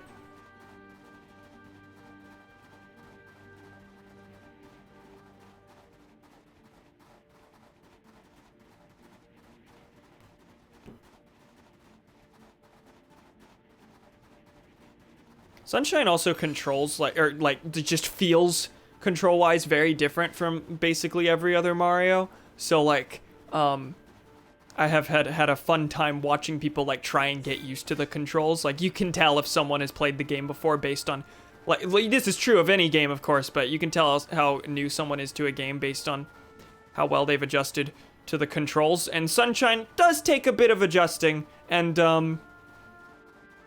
but it's also, like, easily, I think I'd say it's the most, like, gymnastic of the first three 3D Marios. I think Sunshine's the most fun to jump around in just because you have so much versatility, and Flood really adds to that. People hate Flood, though. Like, people point at the fact that people really like the Floodless levels in Sunshine, because they're fun, epic platforming challenges, and people point at that and say, if you only like the game when the core mechanic is removed, it's not a good game. Only like? What's wrong with Flood? Flood just lets you move around more. At least the hover. Ruins. I wonder who built I get not being fond of, like, the shooty gameplay. Like, that's completely subjective, and I understand that. Ruins, I wonder who built them. Elvis? This the place you meant? It appears to have frozen over while I have been away. Been away? Pay me no mind. We will need to do something about the ice before we can enter. I know on my last stream, I actually completely skipped this and unintentionally. There was a big spot of ice that the game said, examine, you have to burn this to move any further, and I guess we're gonna learn how that works. Throw hot water on ice. Thank you, Ricky. Yeah, nice one, genius. Shut up, he's trying. Precisely. There should be a geyser nearby. In the cave next to it, we will find a stone called magma rock. And we can use this rock to melt the ice. I believe so. So, shall we head to the cave? Sounds good. Start looking for a geyser, everyone.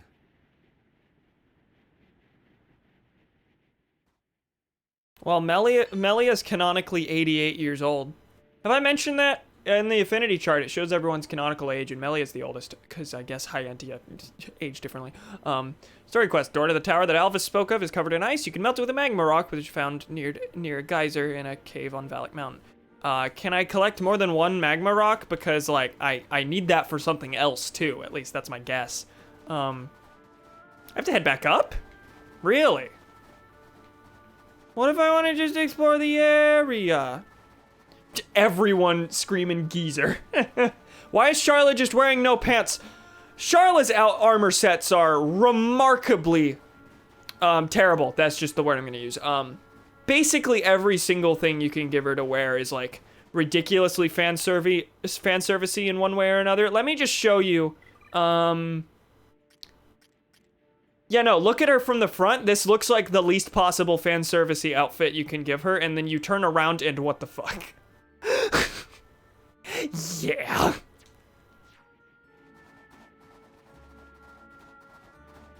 But there's other stuff that just is no pants at all, so could be worse. She's fucking wearing assless chaps. Yeah. It's specific. Well, no, it's not specifically Charlotte. We'll get to that one day, but Melia is compared to like how they dress the female characters in this game, how they dress the women in this game, Melia is dressed very conservatively. Like what she's wearing now, is she still in our party? No. She's wearing the jungle top. Like this, everything else she can wear, like, covers basically everything that's uncovered right here. Are the assless pants practical? I don't know. I'm sure there's some funny epic in-universe explanation. Not now they aren't. They're in fucking Skyrim. You're not incorrect. I love the Sunshine dive. Fact that you can do a spin jump dive in Sunshine just shows how deep that game is. Yeah, the movement's just real fun in Sunshine. It does take a bit to get used to compared to the other games, not just because the physics are wackily different and movement feels a lot more snappy than other Mario games, but also the fact that like you can't crouch and there's no long jump. Like I forgot that whenever I went back to Sunshine briefly recently, and that took a bit to get back used to. But like, it has its like the only reason I really wanted to long jump in the first place was to get around super quickly, because you know everyone who's played a 3D Mario ever exclusively gets around by just long jumping all over the place. Well, in Sunshine, you can spray water in front of yourself and then dive into it like a fun water slide. It's real cool. I'm curious where Sunshine's gonna end up in my ranking once I actually go for 100%, because I feel like it's one of those games that is real good and fun to complete, but once you go for 100%, particularly the blue coins, like you just want it to end. I like the blue coins in concept. They're not super well implemented just because there's no tracker in game for how many are in each area, and some can only be gotten in like specific shines of certain areas. Todd got Microsoft to buy Skyrim for $7.5 billion. Blue coins are okay. I really like them in theory. They feel like the moons in Odyssey, and I adore how Odyssey is laid out. Odyssey's basically just a bunch of blue coins everywhere to some degree. But, you know, the tracking there is done extremely well. If Odyssey had no level of tracking for its collectibles, if Odyssey's collectibles were treated like blue coins, Odyssey would suck. I would hate Odyssey. Wouldn't hate it, I'm sure, but does Microsoft own Skyrim? Yeah. Also, they own Doom, yes. And Wolfenstein, and Prey, and Fallout, and all that now. Isn't that wild? That's why Sunshine's better. Infinite water slide's cool as fuck. This is true. I adore it.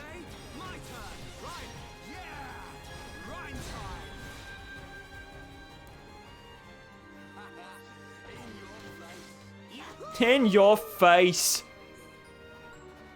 But ZeniMax Media, yeah. Entirely possible we get a Halo Doom crossover. In theory.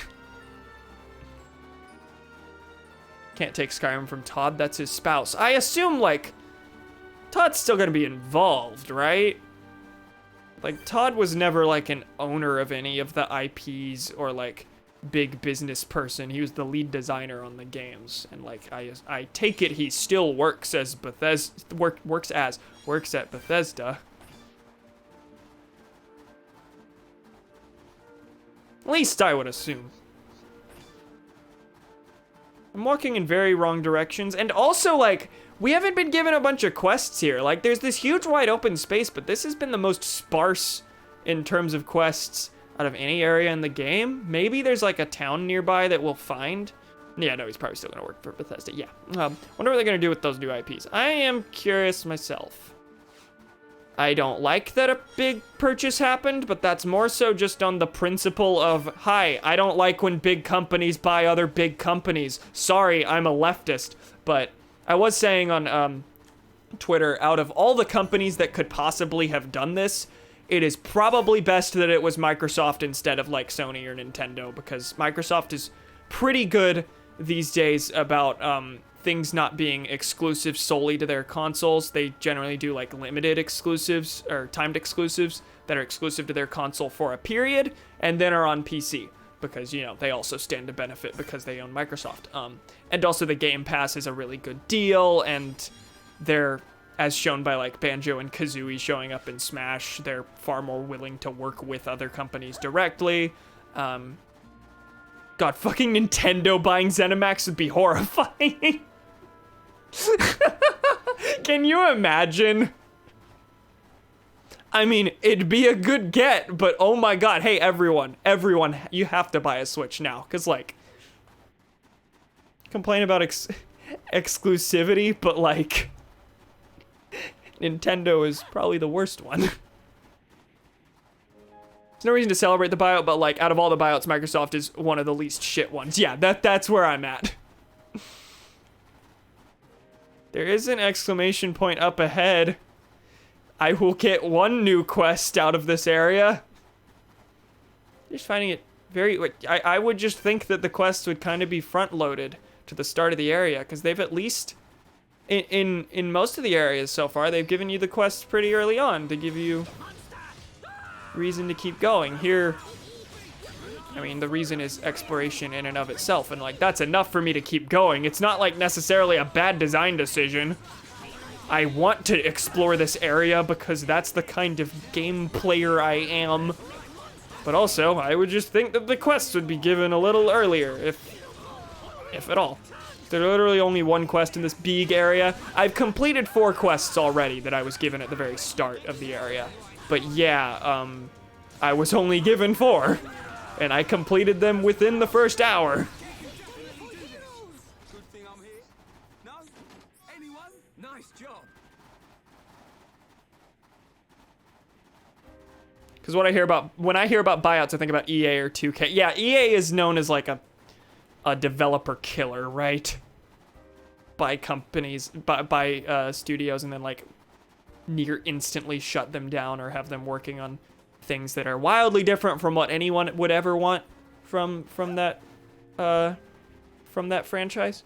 Yeah, they killed lots of dev teams. Buyouts are so good. Yeah, I think, yeah, Microsoft is gonna be the least bad out of them all, because like, they own Obsidian, and Obsidian's doing pretty good stuff right now. I adored the Outer Worlds. And, of course, people have pointed this out. This is the closest where I don't think it'll... Like, there's no reason to say this will definitely happen at this juncture, but this... We are dangerously close to Obsidian getting to work on a Fallout game again. Because they made New Vegas, which is the best Fallout. So... Not really a minority opinion there. I don't get the business reason for killing developers, TBH. Good question. I don't get the business reasons for anything. Except the All-Stars collection, because I explained that like 12 different times on stream, because that was all I had to talk about was, hey, this makes sense from a business perspective, but oh my god, did you know that limited run games are really stupid? Haven't you heard this before? Bethesda as a company still exists and still owns the Fallout IP. Yeah. Are you saying, like, that's a reason against a potential collaboration? Like, yeah, Bethesda exists and is owned by Microsoft now. I'm just saying, like, we are vaguely close to Microsoft having the authority to be like, what if you did this? Wouldn't that be cool? Hey, you know the business reasons why Prince of Persia stopped being a franchise until, like, last week? No? I don't know anything about the Prince of Persia franchise, though, to be fair. Mass Effect Andromeda flashbacks. EA fucking sucks.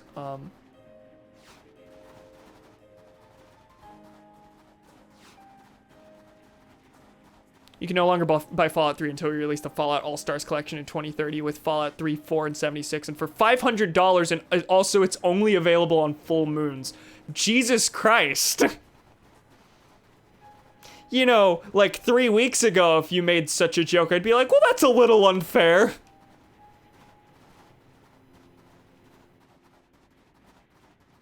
I am still of the, like, there's a very high chance that this is just a stupid Nintendo thing and that they're never gonna re-release it because they're Nintendo and they make really bizarre decisions. Like, most of the time the decisions they make aren't like evil business reasons, they're just weird. Nintendo as a whole, I wouldn't call, like, evil. I'd just call them strange. But, yeah, I'm still of the opinion that they're going to re-release the 3D All-Stars collection later, after advertising it as a limited edition run. Business reason is that Ubisoft do not own the IP. They license it from the original creator, so the margin is less. So their strategy is to not make Prince of Persia games and hope to get you to buy the original IP. That's marginally sleazy. Unless someone at Microsoft bullies Todd and calls him a little bitch boy. I doubt Obsidian's really any closer to getting to make another Fallout game than they were before. I suppose that's fair. I mean, I don't think there were there any, like, specific reasons for them to never work on one again? I thought one of the big reasons was literally that Microsoft bought Obsidian. Or is there, like, actual, like, vitriol over the fact that Obsidian did Fallout way better than Bethesda ever did? Okay, there's a quest in here, but you have to burn the thing off! Maybe that's the reason none of the quests have been given, because there's actual stuff that's, like, locked off until you come back. Maybe I should just turn back. You know what? That's kind of what I'm thinking at this point. Todd Howard can chew through steel and most metals, making imprisoning him very difficult. What was I gonna say? Jacked Geyser, right here. Right there. Erect Chapel. I know one reason was Obsidian was told they'd get to make another if they beat an 85 on Metacritic with New Vegas, and then of course they got an 84. Is that what it was? That they'd get to make another? I thought there was like some big bonus that everyone was gonna get, and then they were denied that. Or was it literally that they were going to be able to make another? Because if so, that's annoying. Yeah, they gave the remake of Prince of Persia: Sands of Time, the most popular game, to Ubisoft India, and the trailer is super weird. Cool. Gaming. But also, if Obsidian never gets to make another Fallout, like, that's... it's fine. Obsidian they can be free to make their own things. They don't need to be tied down to the one franchise in my mind. I played The Outer Worlds, and God, it was so good. And I think it did pretty well, too. You could tell it was, like, a lower budget game, but I think it did pretty well, so I imagine it'll probably have a higher budget and be a little more in-depth once they get to work on a sequel. They just, did they just release DLC? I know they'd been talking about it for a bit, and we knew DLC was coming for a while, but I don't know if it's actually been released. I know they just announced it.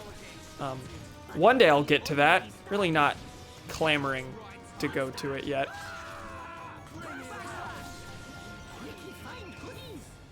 Oh yeah, Amazon's making a Fallout series. Oh my god. I forgot about that. Sure, that'll be wonderful. I mean, I guess I have no reason to specifically doubt it yet. It's just, you know, the concept of Amazon Fallout television series makes me think, how's it gonna go? How's it gonna go? Oh, fuck, I have Prime. I can watch that when they release it. This is true. Obsidian can make Fallout now. Yes, as long as Microsoft puts the two together.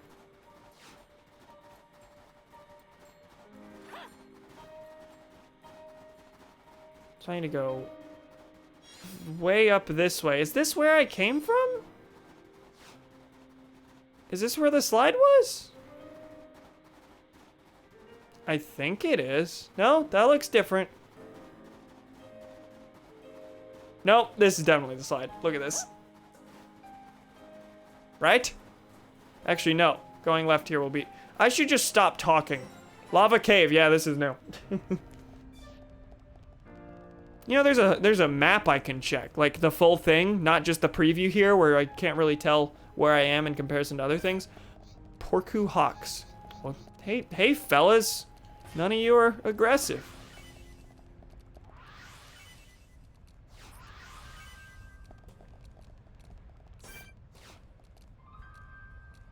Yeah, I'm gonna take them. Leave it to Heropon. They were doing nothing, but also they're all weak, and that's some decent free XP, I think.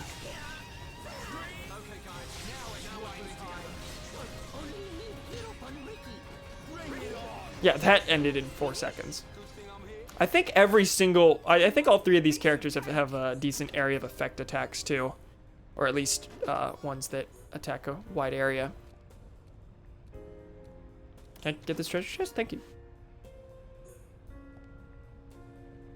Did I miss anything? It looks like an early PS3 title looking worse than Metal Gear Solid 2. Releasing on the PS4 after the PS5. That's such a... That is a bizarre series of words. Faceman Cam going full Darwinian. They're weak. This means they should die. Yeah.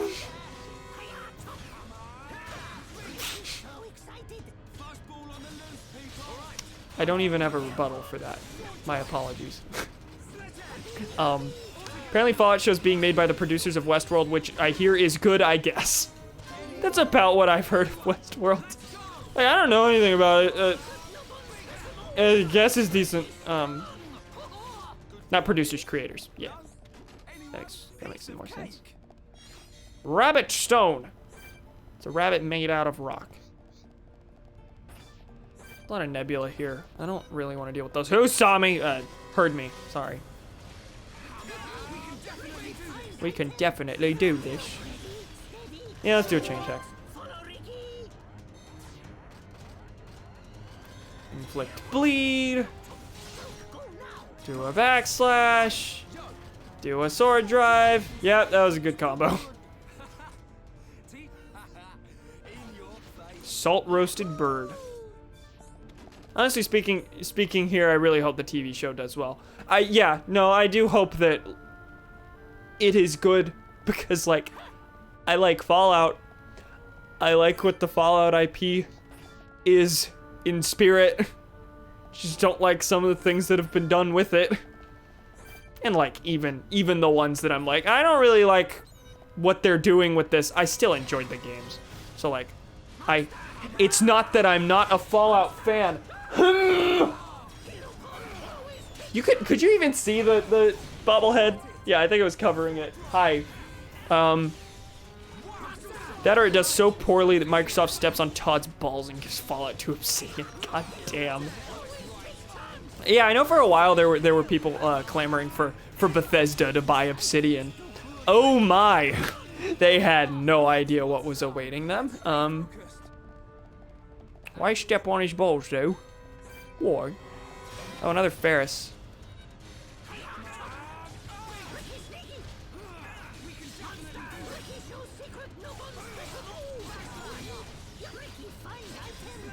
What was I gonna say? I want it to be good, not because I'm really into Fallout or anything, but more good media is always good. Yes. Like, there's no reason to... Like, in general, there's no reason to want something to be bad. Like, I'll say as a joke, I hope it's bad that everything ever dies and that the company goes under and I never have to see anything ever again. No, if they start making good things out of the IP, well, wow, they're good things now. Now there's a reason for me to care. Or step on his balls, though. They could make him step on Legos. See, but you could also step on his balls. Well, both the ball stepping and the Lego foot can be done, but it has to be at the same time. Can you fucking imagine?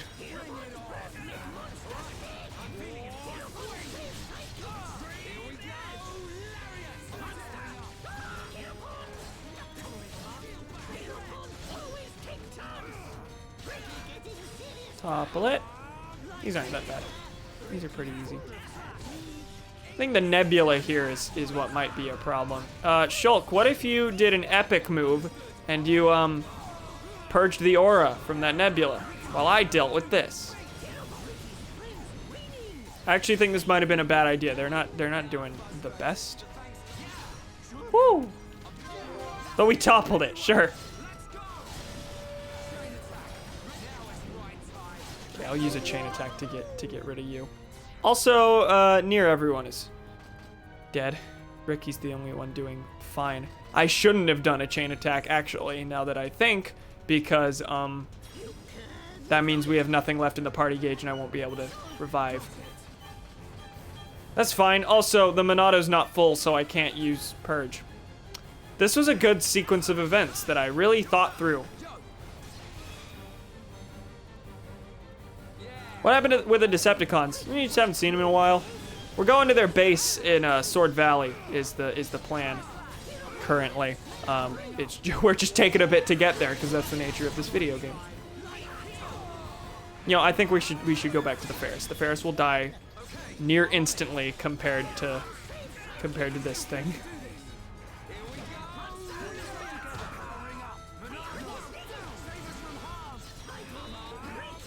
Okay, now that's dead.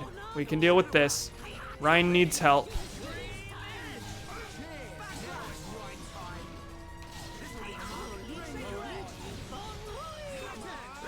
Come on. He's very close. I don't like fighting the Nebula. I just don't. I'm not super fond of the spikes. Because it's just like constant damage toward everyone or really high well, the definition of spike is constant damage. The Nebula have really high defense or HP, it looks like. They do constant damage, and Shulk is the only one who can negate that constant damage. Kind of rich of the Autobots to call the bad guys Decepticons, considering they all turn into cars. They are all party to some deception, aren't they? Ricky has big hammer. He's gonna give you brain damage with it. Cool. Cool. There are things here. So this is the magma rock we need to be. Do I have to kill you to get a rock? Conflagrant Braxial. And also fucking Nebula. God damn it. Several Nebula. Oh my god. 1, 2, 3. Well, no. 1, 2, 3. Is that 4 Nebula? 4 Nebula and Big Boy. I'm frightened. Let's do it.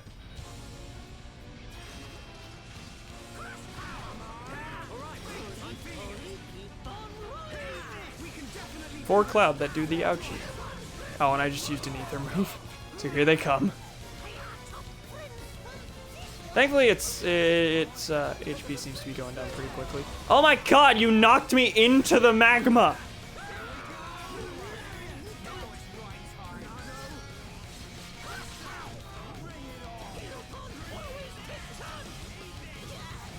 Are the Nebula bothering with us? Okay, there is one.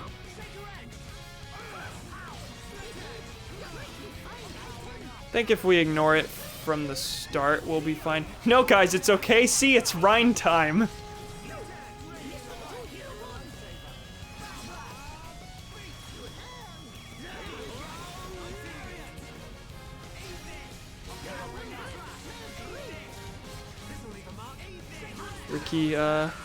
Ricky doing a good job as the healer right now. I would love to be able to use the Happy Dance. Mainly to, you know, revive Shulk in the cases of something like that.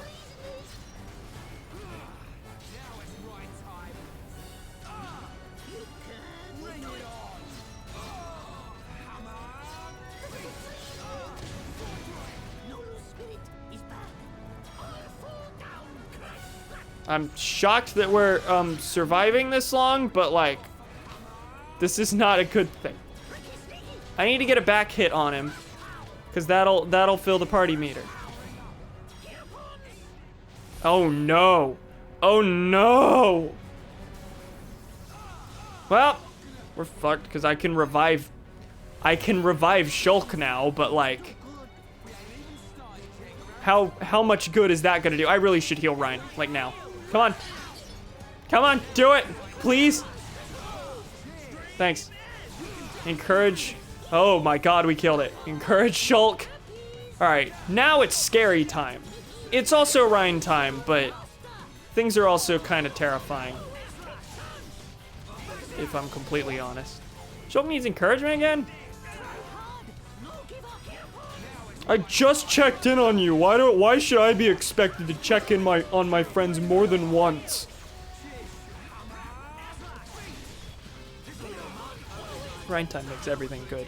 As it should. Donnie says penis. That's what he's got for us.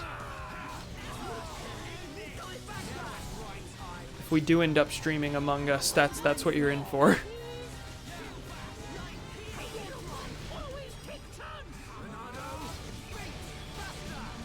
Shulk, it really is remarkable how long you can go without... Did you just use Buster? I think he might have used Buster. It's really remarkable how long you can go without using Purge at all to get rid of the aura. Also, only one of them attacked. The nebula are attracted to ether use, so if you use an ether attack in a fight, I expected them all to swarm me. The subject verb agreement was not correct there. I gotta go. Good night, Cam. Okay, good night, Gremlin. Thanks for stopping by. These are weak. Gotta kill him. I am Darwinian.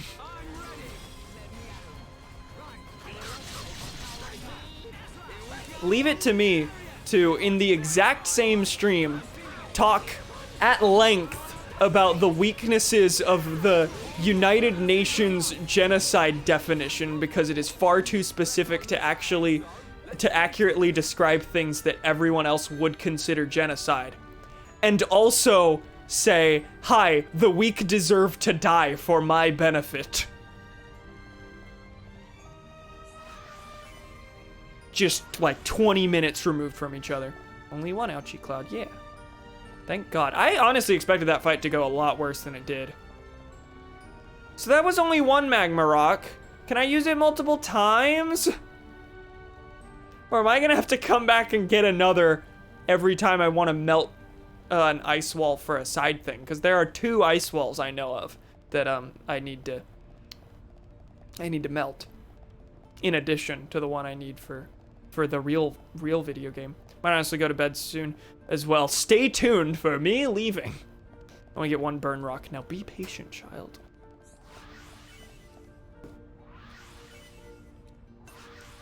Wallace, true heir to the Monado. I saw that in Discord. That made me laugh. I had me a funny. Oh, there is a landmark here. Okay. Thank God. Magma rock. Burn the ice.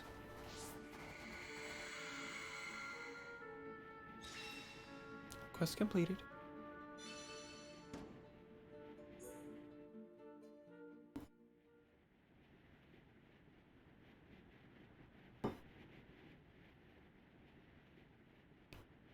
The letters are worn and difficult to make out, but it's definitely the language of the High Entia. I like how she's got her reading glasses on, essentially. They look just like the lettering on Prison Island. If only we could.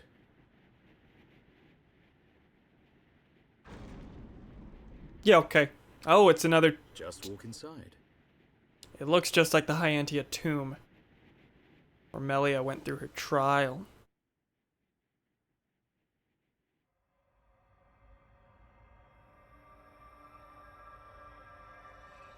This place. Something up, Shulk? No, it's just... I feel like I know this place. Is it because every single one of us were walking in a place exactly like this, like 2 streams ago? Well, maybe he's acknowledging that it's been 10 days since we played this game last. Deja vu. I'm not sure, but...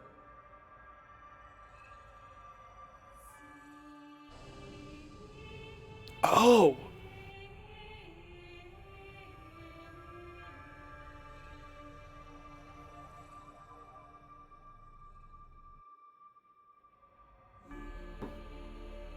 I thought I had it. I can't seem to recall.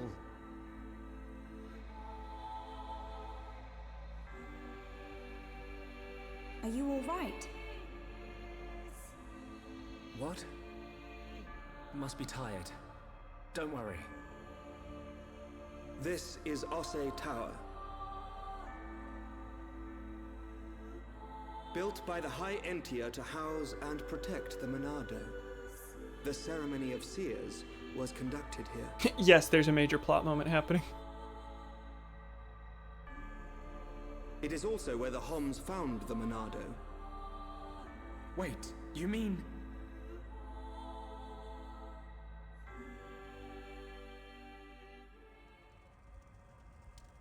So this is where the Monado was kept. My dad took it from here.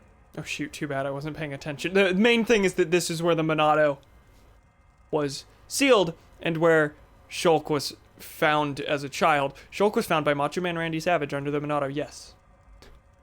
Thanks for getting them up to speed. Have you always been able to see the future? You told me you were from a long line of seers. Did you have the ability from birth? Once, I too came into contact with the Monado. Those that are to be seers must touch the Monado, and a chosen few receive our power. That is the ceremony of my family. And the ceremony was held right here.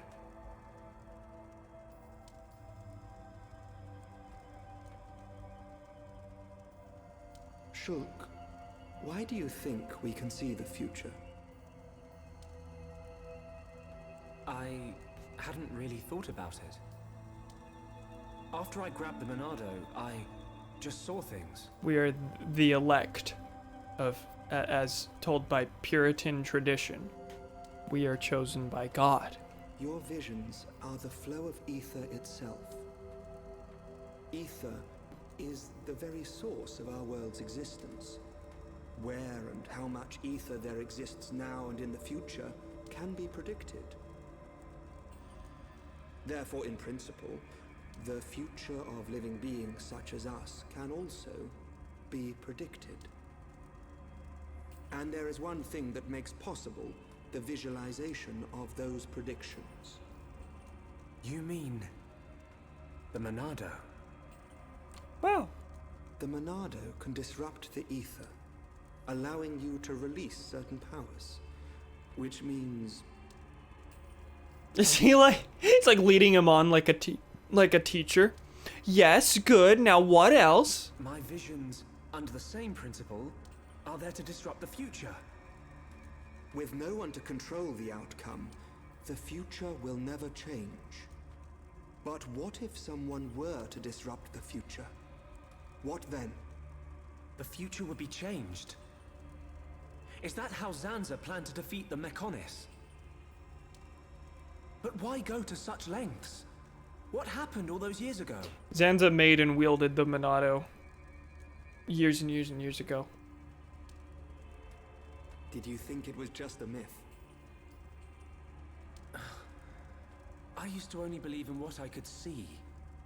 My home, my friends, the Monado itself. I knew those things were real.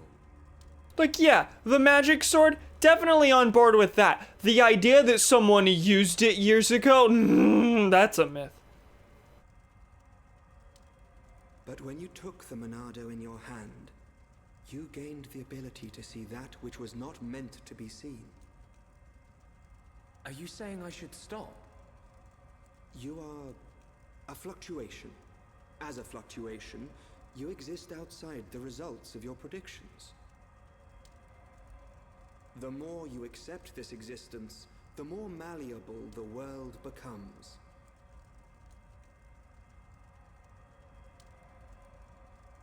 In fact, you have no choice but to accept it. Ouch. We really are the elect.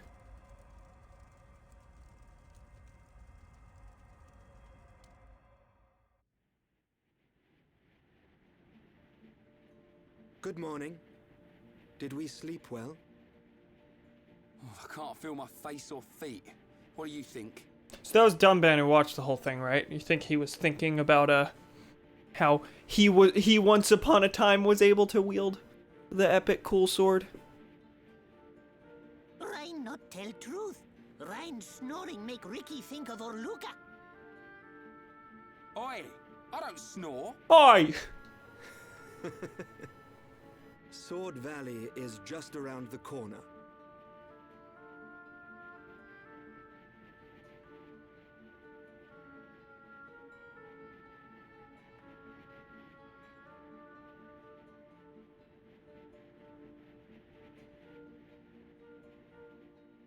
Okay. We'll see that in a bit. All right. So we melted the thing. Do we still have the magma rock? I'm just curious if I'm able to to melt the thing anymore. Let's go back to the upper level, I think. Just out of curiosity, see if I can get in here. Cam, you told me some streams ago Shulk got the power to see the future because of the Monado, but no wielder before him had that ability. I'm confused now. All the seers touched the Monado. Yeah, I don't think that's what they're confused about. Are you... Wait, what are you confused about? Yes, that's all true. Dunban wasn't able to do the epic future vision. But yeah, Alvis's line of seers, like there was a ceremony in which they touched the Monado and supposedly inherited some elements of that power. Ice wall. Can I melt it? Yes! Oh, that opens up so much. You know, 2 places I can think of. Only some people that wield the Monado can see the future. Well, as the only people we know of that have wielded the Monado in the Hom's memory are Dunban and Shulk. At least that we know at this point in the story. So really it's just Dunban couldn't do it, it seems. I suppose Zanza could, because the implication seems to be that that was part of his epic plan.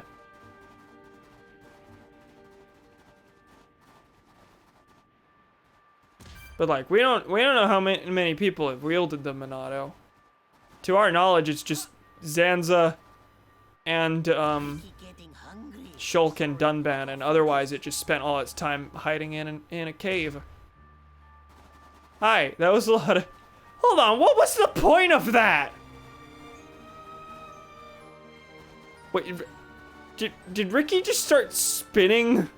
Was that an idle stance of his? Not gonna do it. Spin! Ricky, spin! Okay. Yeah, I burned through that ice, but there didn't seem to be anything up there.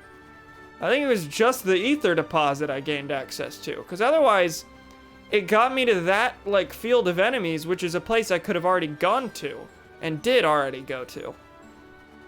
We only know of 3 confirmed people that have used the Monado, one of which was the dude that forged it. Otherwise, it's a purely ceremonial thing. Ricky should incorporate the spin with his hammer to cause extra brain damage. Now, where's the other melty? That was on the lower level. Now look at my quests here in Valley Mountain. 1. Chilkins and Antals. I've killed 3 Chilkins, no Antals. I think I saw... Let me just check the map real quick. I don't think any of them are active right now. There's a thing there. Okay, seems not, but what about at night?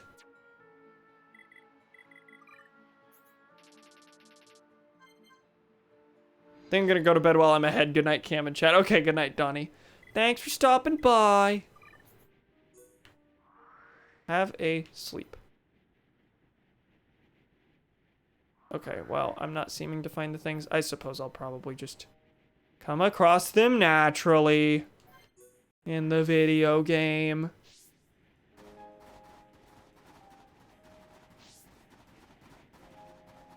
So that's where the Monado was. And now we exit. Well, hold on. Here's an ether deposit. Might as well die. Might as well what?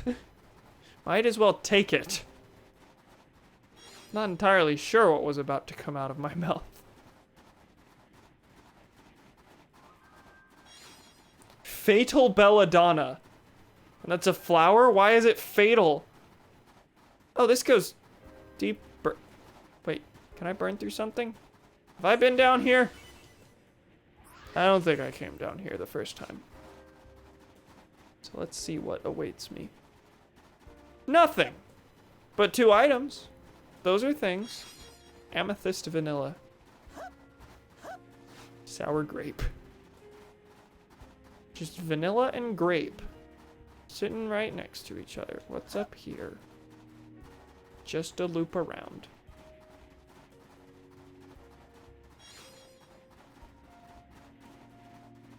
Let's take a look at the affinity between Shulk and Ricky out of curiosity.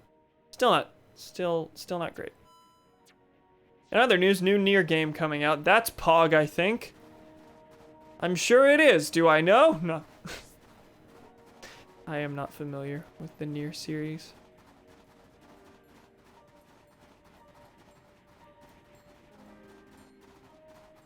How many games are in the series? Out of curiosity. Am I right to guess 2? I'm gonna switch to Shulk because he runs faster. I've been Ricky enough. Only 3 for now. Oh, okay. I see.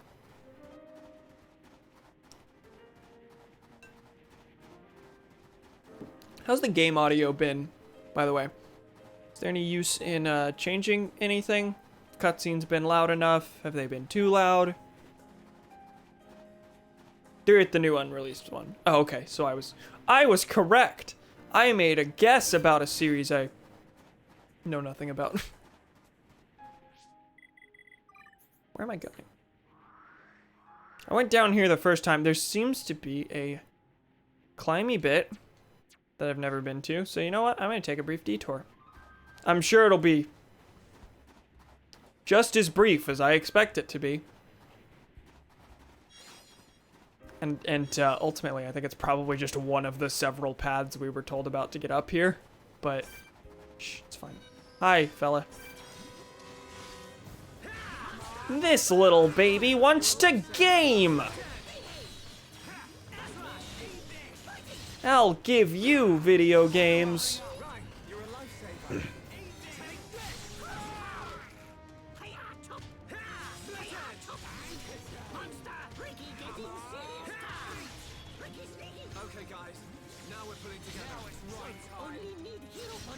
What if you were no longer aggro against me? He stopped as soon as I said that, but we're fine. Actually, Shulk's HP went a lot lower than I thought it was. Game audio okay? Good. Neat, thanks. There's a thing to kill down here.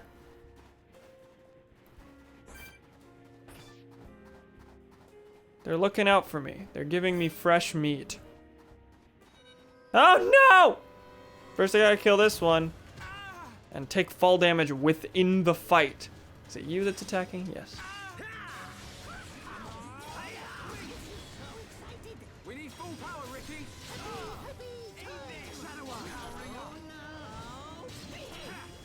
Can I inflict break? No, I think it's too big. As usual.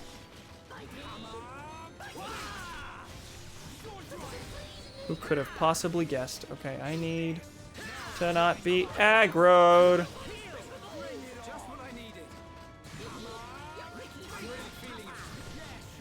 Okay, it'll die with this backslash. Affinity coin? You know, I've been updating on, like, in vague, occasional terms, what arts I've leveled up, and, how I switch my equipment, but I haven't given any attention whatsoever to how I've been using my affinity coins. Like, that phrase probably sounds nonsensical to several people, because I opened the affinity tree one time and I was like, I don't know how this works, bye! And since then I figured it out pretty simply.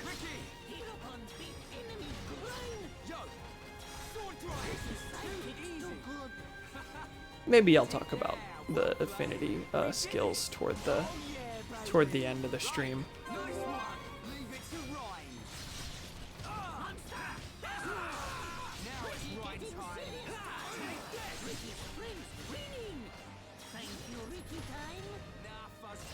Nearly dead.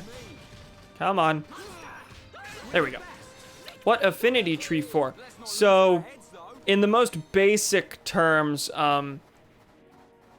each party member has a skill tree where they can, like, just get various buffs or effects that are active at all times for them. Things like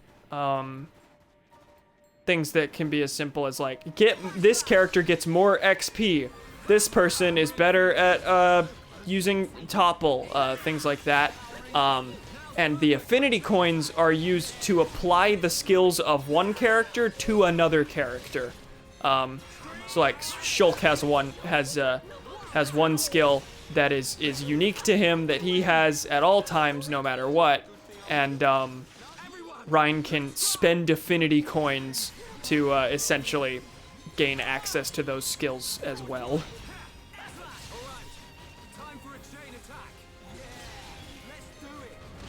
Did that make sense? Did I do a smart? I hope so. Actually, seeing it in the game, I did not understand it for the longest time. I had to play around with it for a good bit. Man, what a bunch of jokers. Everyone do good. Affinity Tree, just a complicated way to get better at the video game. Xenoblade Chronicles is just made up of very, very complicated ways to get better at the game, not most of which aren't really all that necessary anyway. See, you can add equipment, but you can also add gems to the equipment to make them even better. And you have to craft those gems at gem crafting sites, and you have to up affinity between people to gain access to affinity coins to have them be able to use skills together, and you have to level up your arts, and it's a very complicated game. It's a good video game, and although I at this point now enjoy most of those systems, it is very easy to feel overwhelmed by them. And usually there will be at least one thing that's like a complete and utter blind spot. But I feel like the game's mostly forgiving enough, at least if you do a bunch of quests and are regularly leveling. Too Complicated 9.0. It's got a little something for everyone. Yeah, I don't...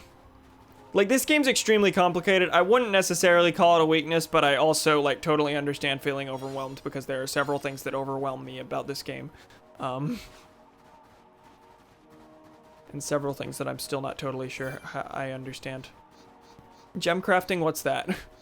There's the fact that, like, each character has affinity with one other member of the party, and that you need to... Oh, La Luz Church. Okay. This is a landmark.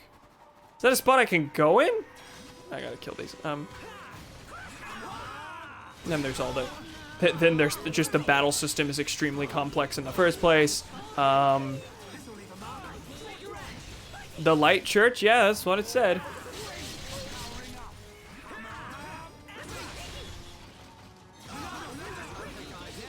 It's the first time in a long time I've used Buster. I've kind of just ignored it. On normal enemies, backslash is usually more than enough. I am bound. Can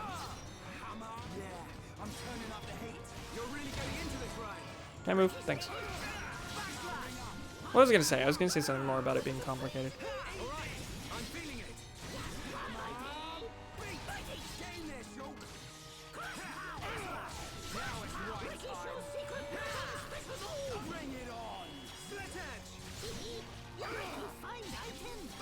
Oh, that was a poorly positioned backslash. Oh well, God forbid. Ah, I'm not gonna have time to daze him. Oh, but Ryan I forgot, Ryan has a daze art. Ryan can both topple and daze. Well, the AI's gotta pick up my slack. Yeah, there's the fact that every character has affinity with every other individual character, and there's this whole gifting system where you can give away your own items to other characters and say, Charla's gifting this to Ryan, and that increases or decreases, that wasn't wrong, affinity.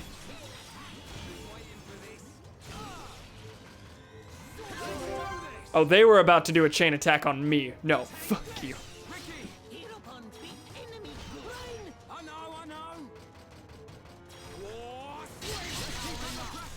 That was a pretty good one, I think. That killed that one and managed to do damage to the other ones, too. They're still doing a chain attack, though.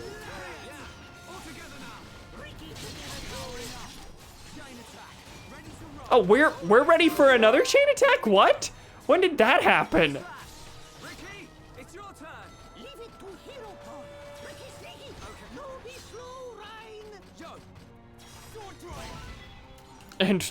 And to finish it off. Ricky's friends winning. Thank you, Ricky time. Not bad. Ricky And that nearly filled our party gauge again. Is it just Ricky? Is it Ricky? It appears to be sealed. That was worth it. No, we made a landmark. We can skip travel back here once we are able to get there. All right, time to climb back down, I think, unless there's nothing up there. Ricky, you're not a hero pun, you're a gamer pun. You know it. I mean, they're not mutually exclusive. One title is simply far more impressive than the other, obviously. Eh, fuck it, you're right there. I like, both times I was like, I can pass by both of these and it's fine. Nah, I need to take experience where I can get it. Plus the gameplay loop in this just feels nice. Like, I can... It has to be, given the structure of the game and like the focus of almost all of the quests. It has to feel nice to do battles. They have to be fun, and thank God they are. I can just fight enemies over and over and over and not get bored for 3 hours apparently. Well, if those 3 hours were exclusively fights, I'm sure I'd get a little bored, but...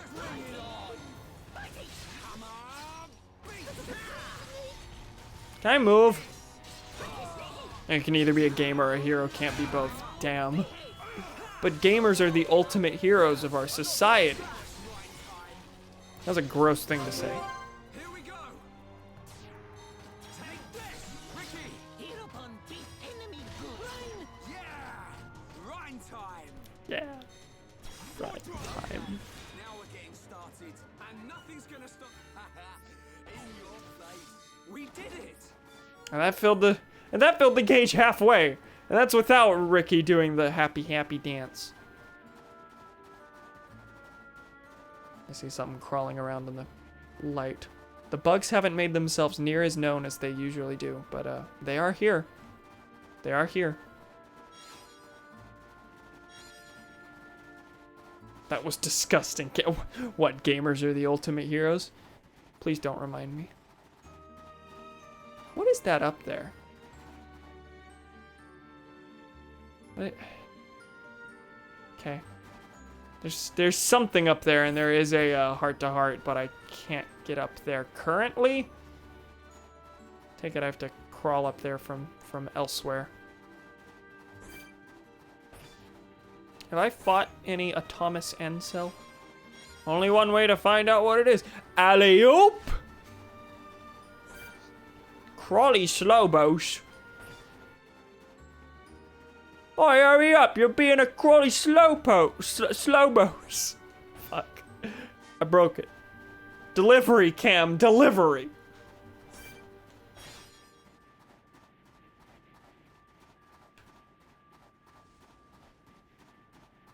That doesn't attack on sight. Where should I head? I'm gonna go this way because I see an ether deposit. Try my best to ignore the crawly slowbos, but no, go in, no safety precaution, no shirt from Ryan because that seems like something he would do, and find out what that is. Oh, seems like something he would do? I hope you know that you can just decide that your character's appearance isn't what they're actually wearing.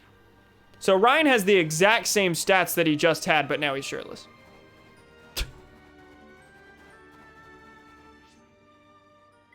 We are not keeping this.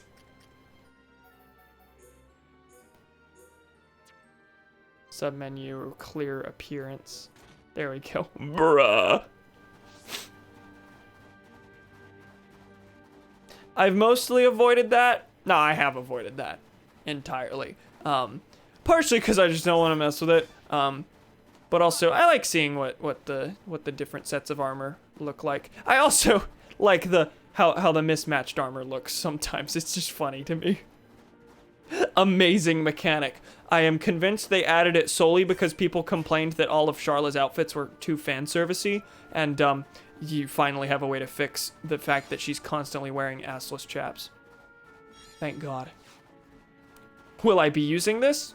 No. Will I be complaining about her outfits? Nevertheless, yes.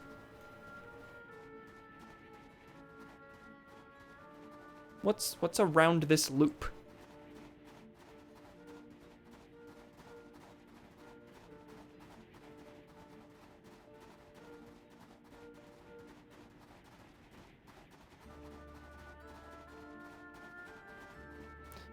Okay, so instead of just removing the assless chaps, they made it so you can change it to not be assless chaps. Well, yeah, those were an iconic part of the game. Love vanity. Yeah, I like the mechanic a lot. Have I been using it? No, but I'm really glad it's there. It is very neat. Alley-oop! Snowy Touse.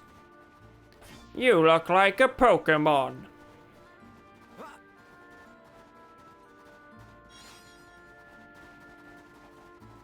Hello there. There's a lot of new enemy types here. I am fully convinced up ahead we're probably going to get some quests to kill some of them off. It is fan servicey, but I'd be against changing the game to remove something that was in the original. I think I would too. Yeah. They should add content, not remove things that were there. In general.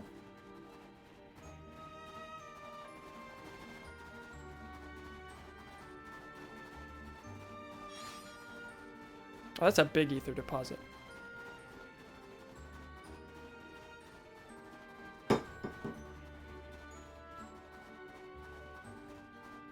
Auto run.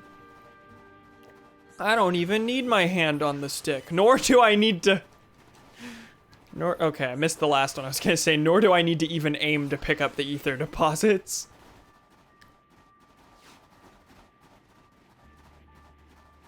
I don't need the... fuck, what was I gonna say? I don't want your thumbstick, nor do I need it! That was Jet the Hawk. So, you're supposed to be the fastest thing alive?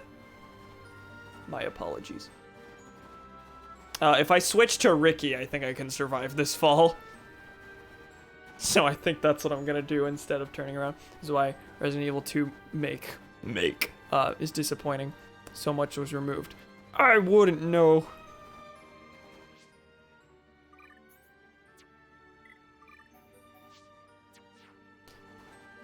Or can I survive this? I'm actually having my doubts. Oh my god. No, Ricky at his 8,000 plus HP died. More than double what Shulk had. Okay, we spawned right in their faces. Hello, fellas. You should force me into playing as Ricky in a fight. This was destiny. Video game, this is what you wanted. This is what you wanted, right? This is my promise I made to you. It's like my funny Sonic Adventure 2 reference, you should laugh at it.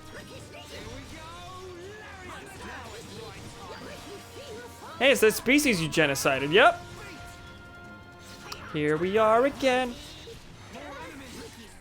Look, it's the consequences of my actions!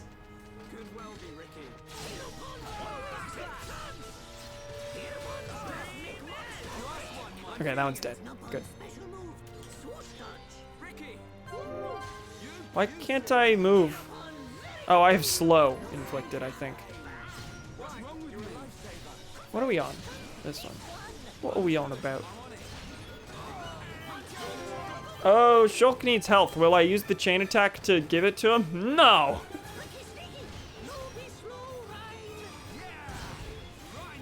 Wait, Shulk wasn't even involved. Well played. Shulk didn't get to... He's dazed. Duh.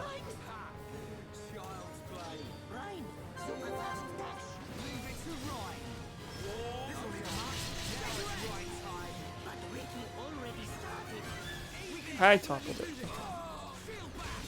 Wow, these things really like inflicting bind. I mean, it's effective. Taking away my movement kinda does put a damper on my ability to play this video game. Perfectly balanced, as all things should be, Tails. Do the funny, say the line. My fellow Americans, we tortured some folks.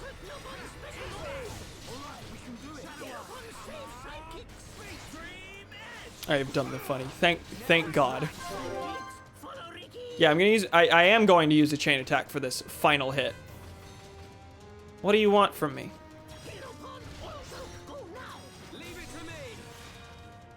It gave me affinity. Not bad. Nicely done. Worth it though. Go back to the attic and wait for us to call you for another funny. Just lock me in the cage and make me say Sonic lines against my will. Manipulating streamers into doing things is peak viewer.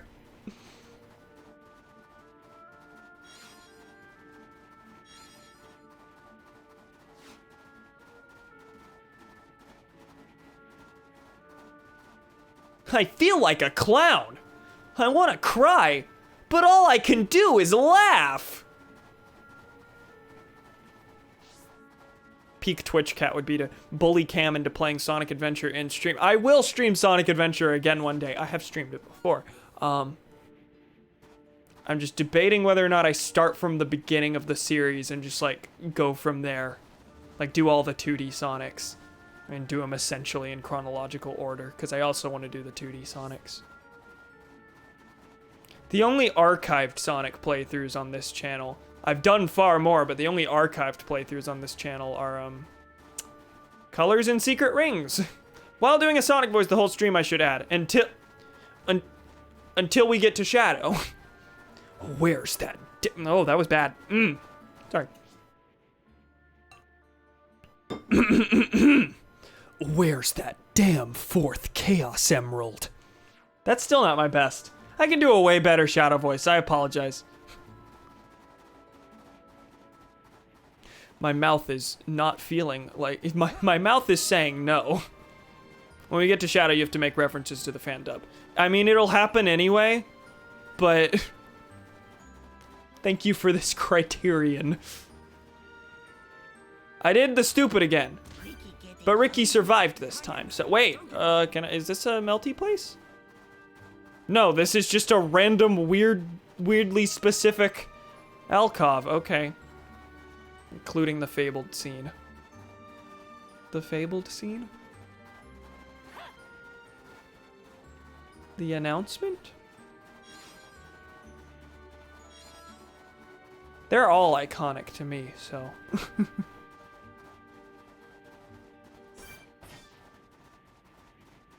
Omega, count how many sand there are in this room. I'm curious what the biggest number is.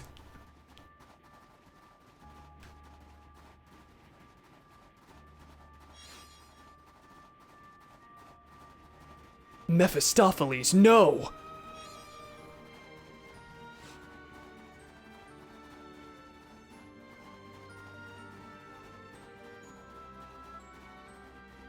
I wish for nothing more than to relieve myself in a hot topic. I will stop using other people's jokes now. Still surprised that was entirely improvised. Should rewatch the fan dub again sometime. Have you watched all of them? Because you should rewatch all of them.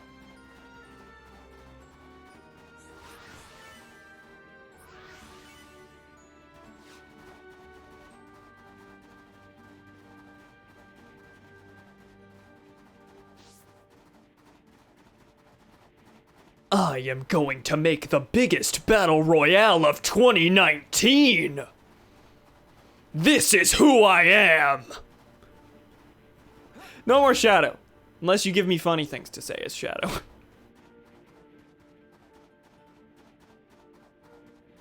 I guess I'm just following the story route. I'm switching back to Shulk. playing as Ricky was not my intent in the first place. I switched to Ricky so that I wouldn't die from a fall, and then I died from a fall anyway.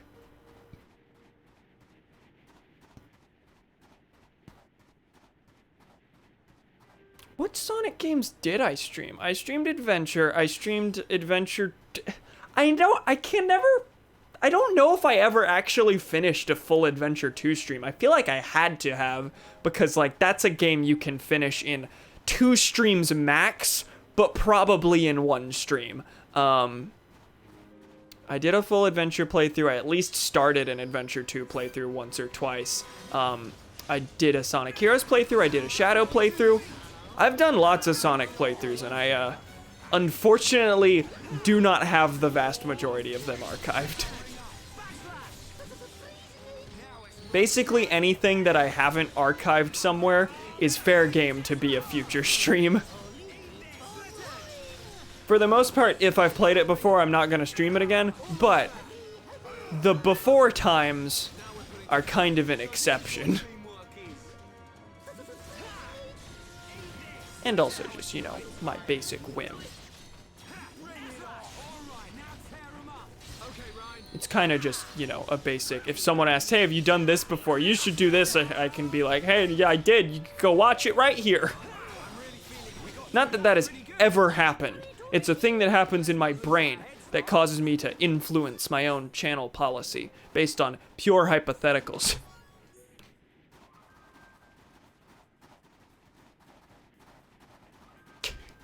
Shadow's a bad game, but I really want to stream Shadow again because I have so much more to say about Shadow now than I ever did while streaming it, because I have... Whoever participates in Snapcube fan dubs for games is automatically a comedic genius for me. This is fair and true. Every time I watch them, I'm like, God, I wish I could be that funny and unscripted. But what was I saying? Yeah, I've been watching my brother play Shadow lately. I've brought this up so many times. I've been watching my brother play Shadow lately, and basically all of it is just me, like, heckling the game over his shoulder about, like, really, really terrible, specifically writing problems that should not exist. Like, there is one, in the neutral path where Shadow becomes convinced that he's an android created by Eggman. After he defeats Eggman in a boss fight, relatively early in the story, well, not early, but not the final Eggman fight, there are 2 Eggman fights along the neutral path, and after the first one, Shadow's victory screen, he goes, oh, we'll get back to that.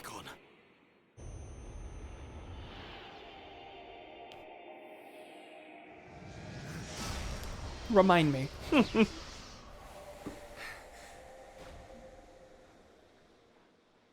It is a Decepticon. It's the one. Hi! It is you. Hey, that's Fiora! Young heir to the Monado. We meet again. Fiora! Fiora? Is that my name? Fiora? Why does that name haunt me? It's the only thing I can remember. So it's true. You really don't remember us at all. Fiora, listen! If nothing else, you must remember your family. That's Dunban over there. Family? There is family. Wielder of the Monado. There is a matter I must speak to you about. Oh my. Fiora! What was that? I see. Back to kill her a second time. Metal face. Stay alert. You killed my father. Get him! Get away from her! Now, let's all calm down. If I slip, I might mess up her hair. You. You're disgusting. Would you be so kind and hand over that dangerous toy you have? I could take it after I smash you all to a pulp. But we wouldn't want that, would we? All right. You can have it. Well, that was automatic. You let her go. suppose there's not a lot of room to sit and think, is there? There's a good boy. Always eager to please, Shulk.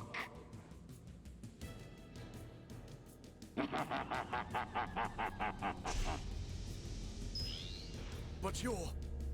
How's it going, Dunbar? Didn't expect him to just do it right there.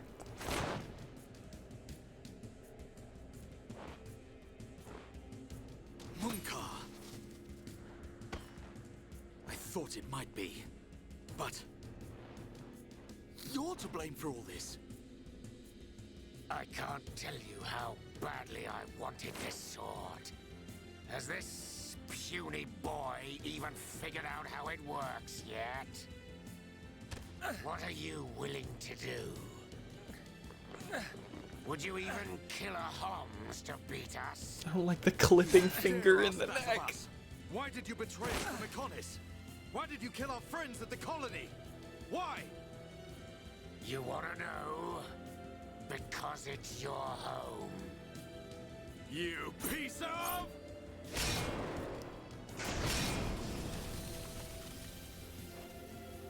Stay where you are. That thing works by remote. So, unless you want me to put a hole in her neck...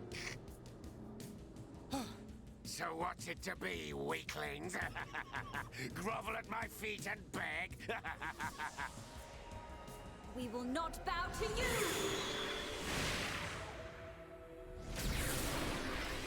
Really hit bad guy in face. Thank you, Ricky!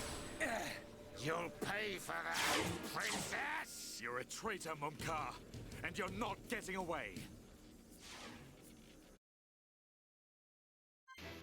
Alright, I'm going to switch party members to whoever is most relevant right now, and I think that's pretty clear. Thanks for the meaningful addition, Ricky. It's the guy from like 40 hours ago. Yup. my God. And no one who would actually be shocked by that twist is here. Like I'm pretty sure Gremlin had guessed by now. Yeah, that's Mumkar. Or sorry, that's Wolverine. He's level 48. We're 47. Okay, he still counts as a Mechon, so they need to be enchanted. Oh, he's toppled already. Well, I wasn't able to daze him. So can I break him? Yeah. I guess he's not a big boy, is he?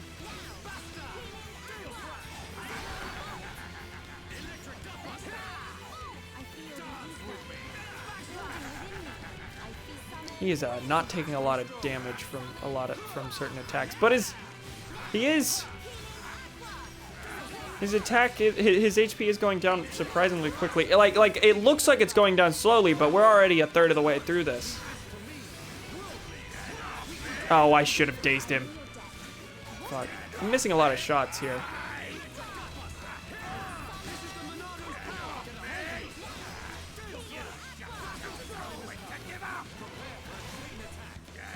Okay, let's do a chain attack specifically because, oh my God, Shulk's health.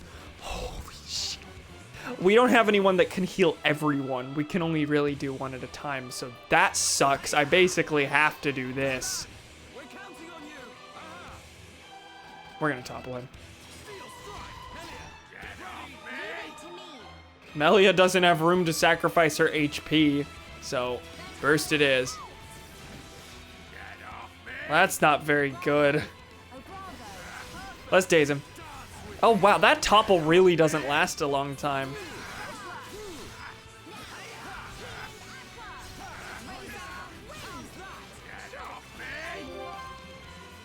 We did do an affinity. Okay, scripted failure.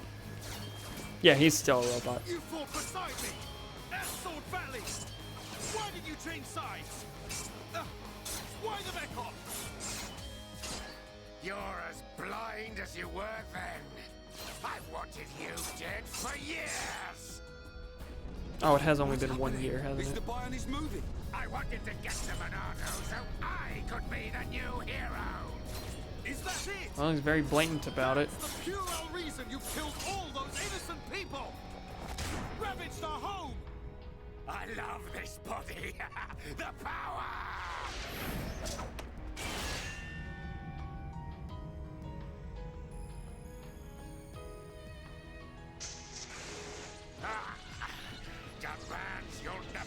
He says as he's breaking down. Never.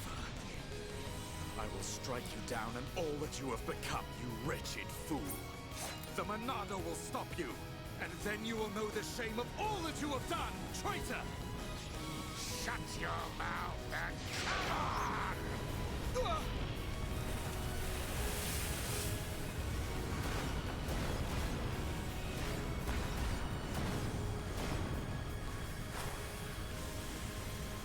That light!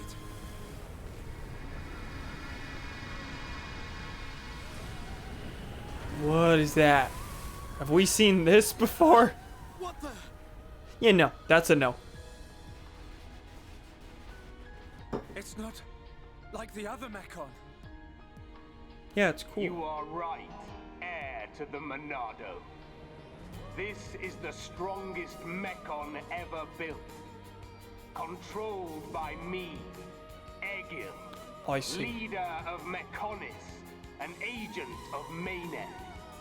Leader of Mechonis. So you're the one who controls the Mechon. I am he. We fight to free the world from the tyranny of the Bionis. Why? Why do you trap bombs in machines? What do you want from us? Why make us fight for you? Your questions do not concern me. I must return with this one. Fiora! Get your hands off her! Fiora! If you want her, come and get her. You are more than welcome on Mechonis. Come and visit any time! Oh, there he goes. Munka! We're coming! And we won't give up!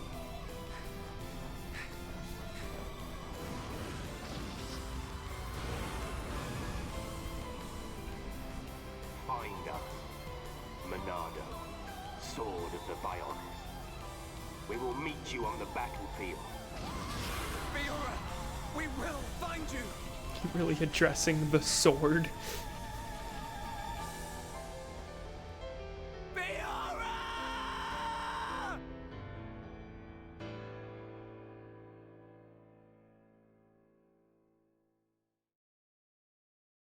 Okay, I was wondering if that was a chapter end.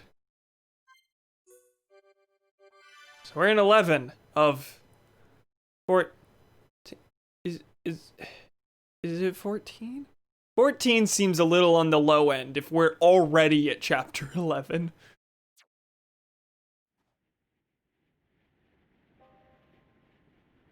Fiora. Maybe I read a thing wrong.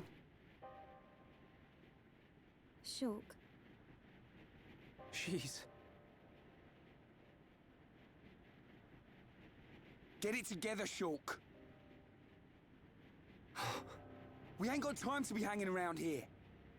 I don't know what's happened to her, but that was Fiora. No doubt about it. You know what that means? She ain't dead. We gotta get her back. Get her back. Right. We've come too far to give up now. Then we'll go to Mechonis and find Fiora. Just beyond there lies Sword Valley. The Mechon flew in the direction of Galahad Fortress. Fiora may be there. Will you pursue, Shulk? Yes. We will get Fiora back. Okay. Cool. Affinity change, debuff effect. This dude hella sus. Yeah, I've never trusted Elvis. I don't think you're supposed to. Who the fuck is Mayneth? Good question. We don't know. We know that Fiora was reporting to her, or 17 chapters. Okay. Okay. That makes a lot more sense. Fiora was reporting to her, right? Or did someone call Fiora's Mechon Lady Mayneth? I don't even remember it, but it is one of those names that, like... I think it's one of those names that's supposed to make you go, huh? Like, you keep mentioning this person. Who in God's name is it? So that, like, once the answer is actually revealed, you're like, oh, thank you! So, I think first of all, do we have a... What is the nearest landmark? Okay, that's not that bad. I'm gonna back up a little bit to go to that exclamation point, because I'm pretty sure that was a spot I needed to melt through. If I'm remembering correctly. Who in God's name? If you can't tell, I'm on my way to ending the stream. Since this stream was pretty much exclusively story progress, which I didn't actually expect, since it was pretty much exclusively story progress, the next stream I think is going to be more focused on side quests. I think the moment just before departing for the Mechonis and leaving the Bionis is probably a good spot to take a brief break for other things. Dunban, you're not being a great tank right now. No, I'm just dealing way too much damage.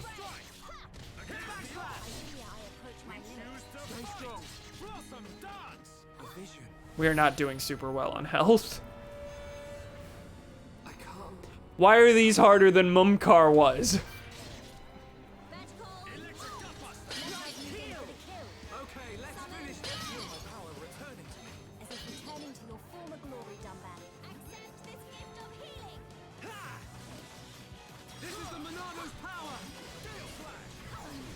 Well, apparently Monado decided it didn't actually have anything it wanted to do to alleviate that, so that's cool.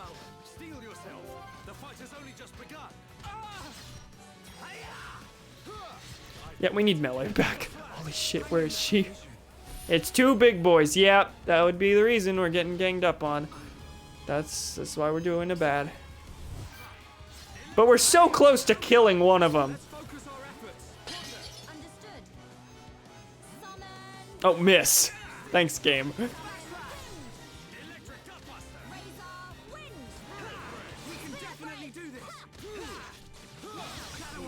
Okay, now what? Mountain Impact 4.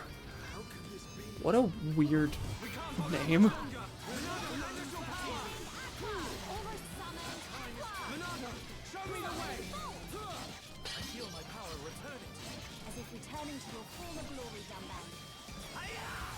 Oh, geez. Okay, I just barely saved him.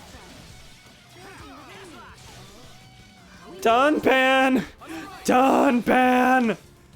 Oh, it just ended. Okay, welcome back. That was frightening. We need this, I suppose. This a Slobos Ice Rock? We got two like Peppino asked for. Okay, cool.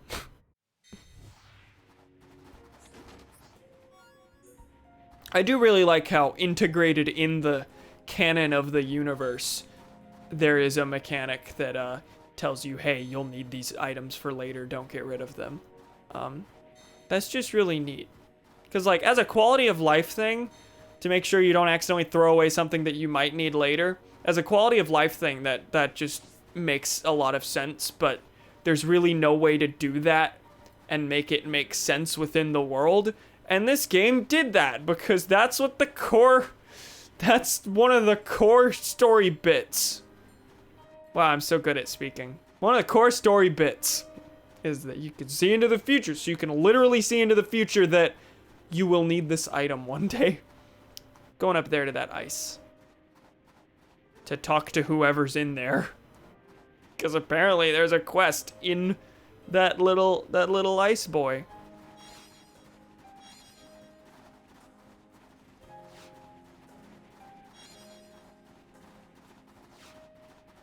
Lurk command. What would that do on other bots? We don't have anything like that.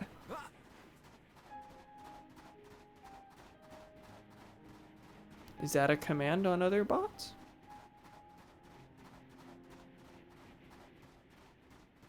Okay, let's burn this. Hello, single Nopon. How are you? Help's come at last! Me messed up and Chilkins catched me. Now me can get back to other researchers. Oh no! This is time that guards come every day.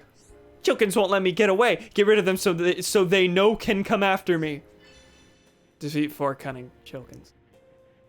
Okay. Chilkins' morale low right now, but you still need to be careful. Cool. Oh, they're right there. I was gonna say, we'll leave that for next time. Next time on Xenoblade Chronicles, we're gonna switch party and keep going. Okay, let's get rid of these. But don't drop your guard. I don't have time for small fry. I will give my all, no matter the enemy. Electric Dustbuster. Genocide time. Now I see there is strength in unity. I'm glad you're with us, Melia. Summon copy! Hi, I don't like being the aggroed one. This is not where I'm supposed to be. This is antithetical to my character type.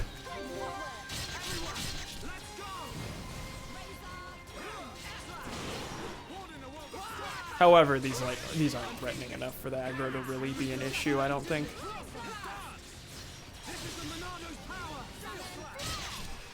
That killed 2 of them. Let's get this one out of the way. Summon wind! Razor wind! Witness my power! Melia, magnificent attack. Let's do a chain attack to take down the last less than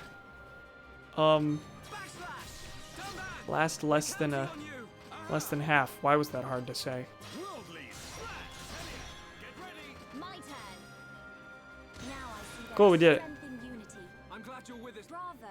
Oh, bravo! Did she say, now I see there is strength in unity? Did you know working together good, actually? Yeah! I don't know how to thank you! That's second time you helped me.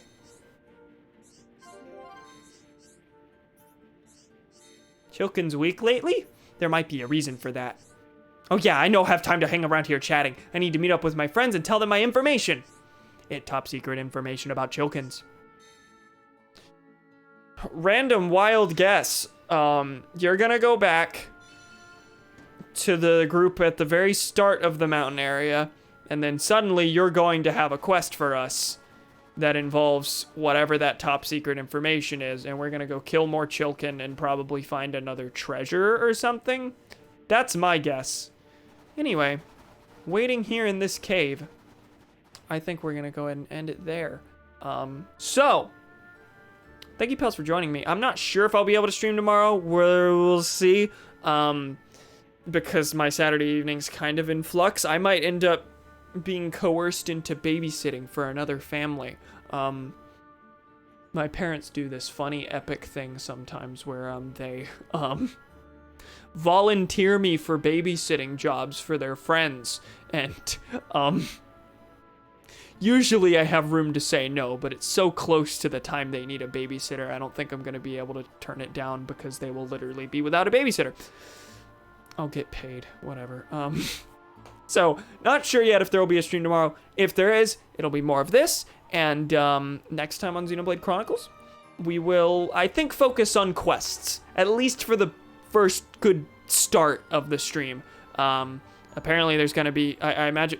Melia, did you just, like, do a roundhouse kick and fall flat on your ass? What was that? What kind of idle stance is that? Thank you, pals, for joining me. Next time, we're going to focus on quest things, since this was a very story-heavy stream. Thank you for stream. Thank you for coming, everyone. Yeah, hopefully I'll see you tomorrow. If not, we'll see you on Monday, ideally. I can't promise most of this, because there's the highest chance that everything in school is going to fall apart again, and then, oh, what's that? Month-long hiatus. We're never finishing Xenoblade. We'll see. Thank you for joining me. Hopefully stream tomorrow. If not, probably Monday. Bye, pals.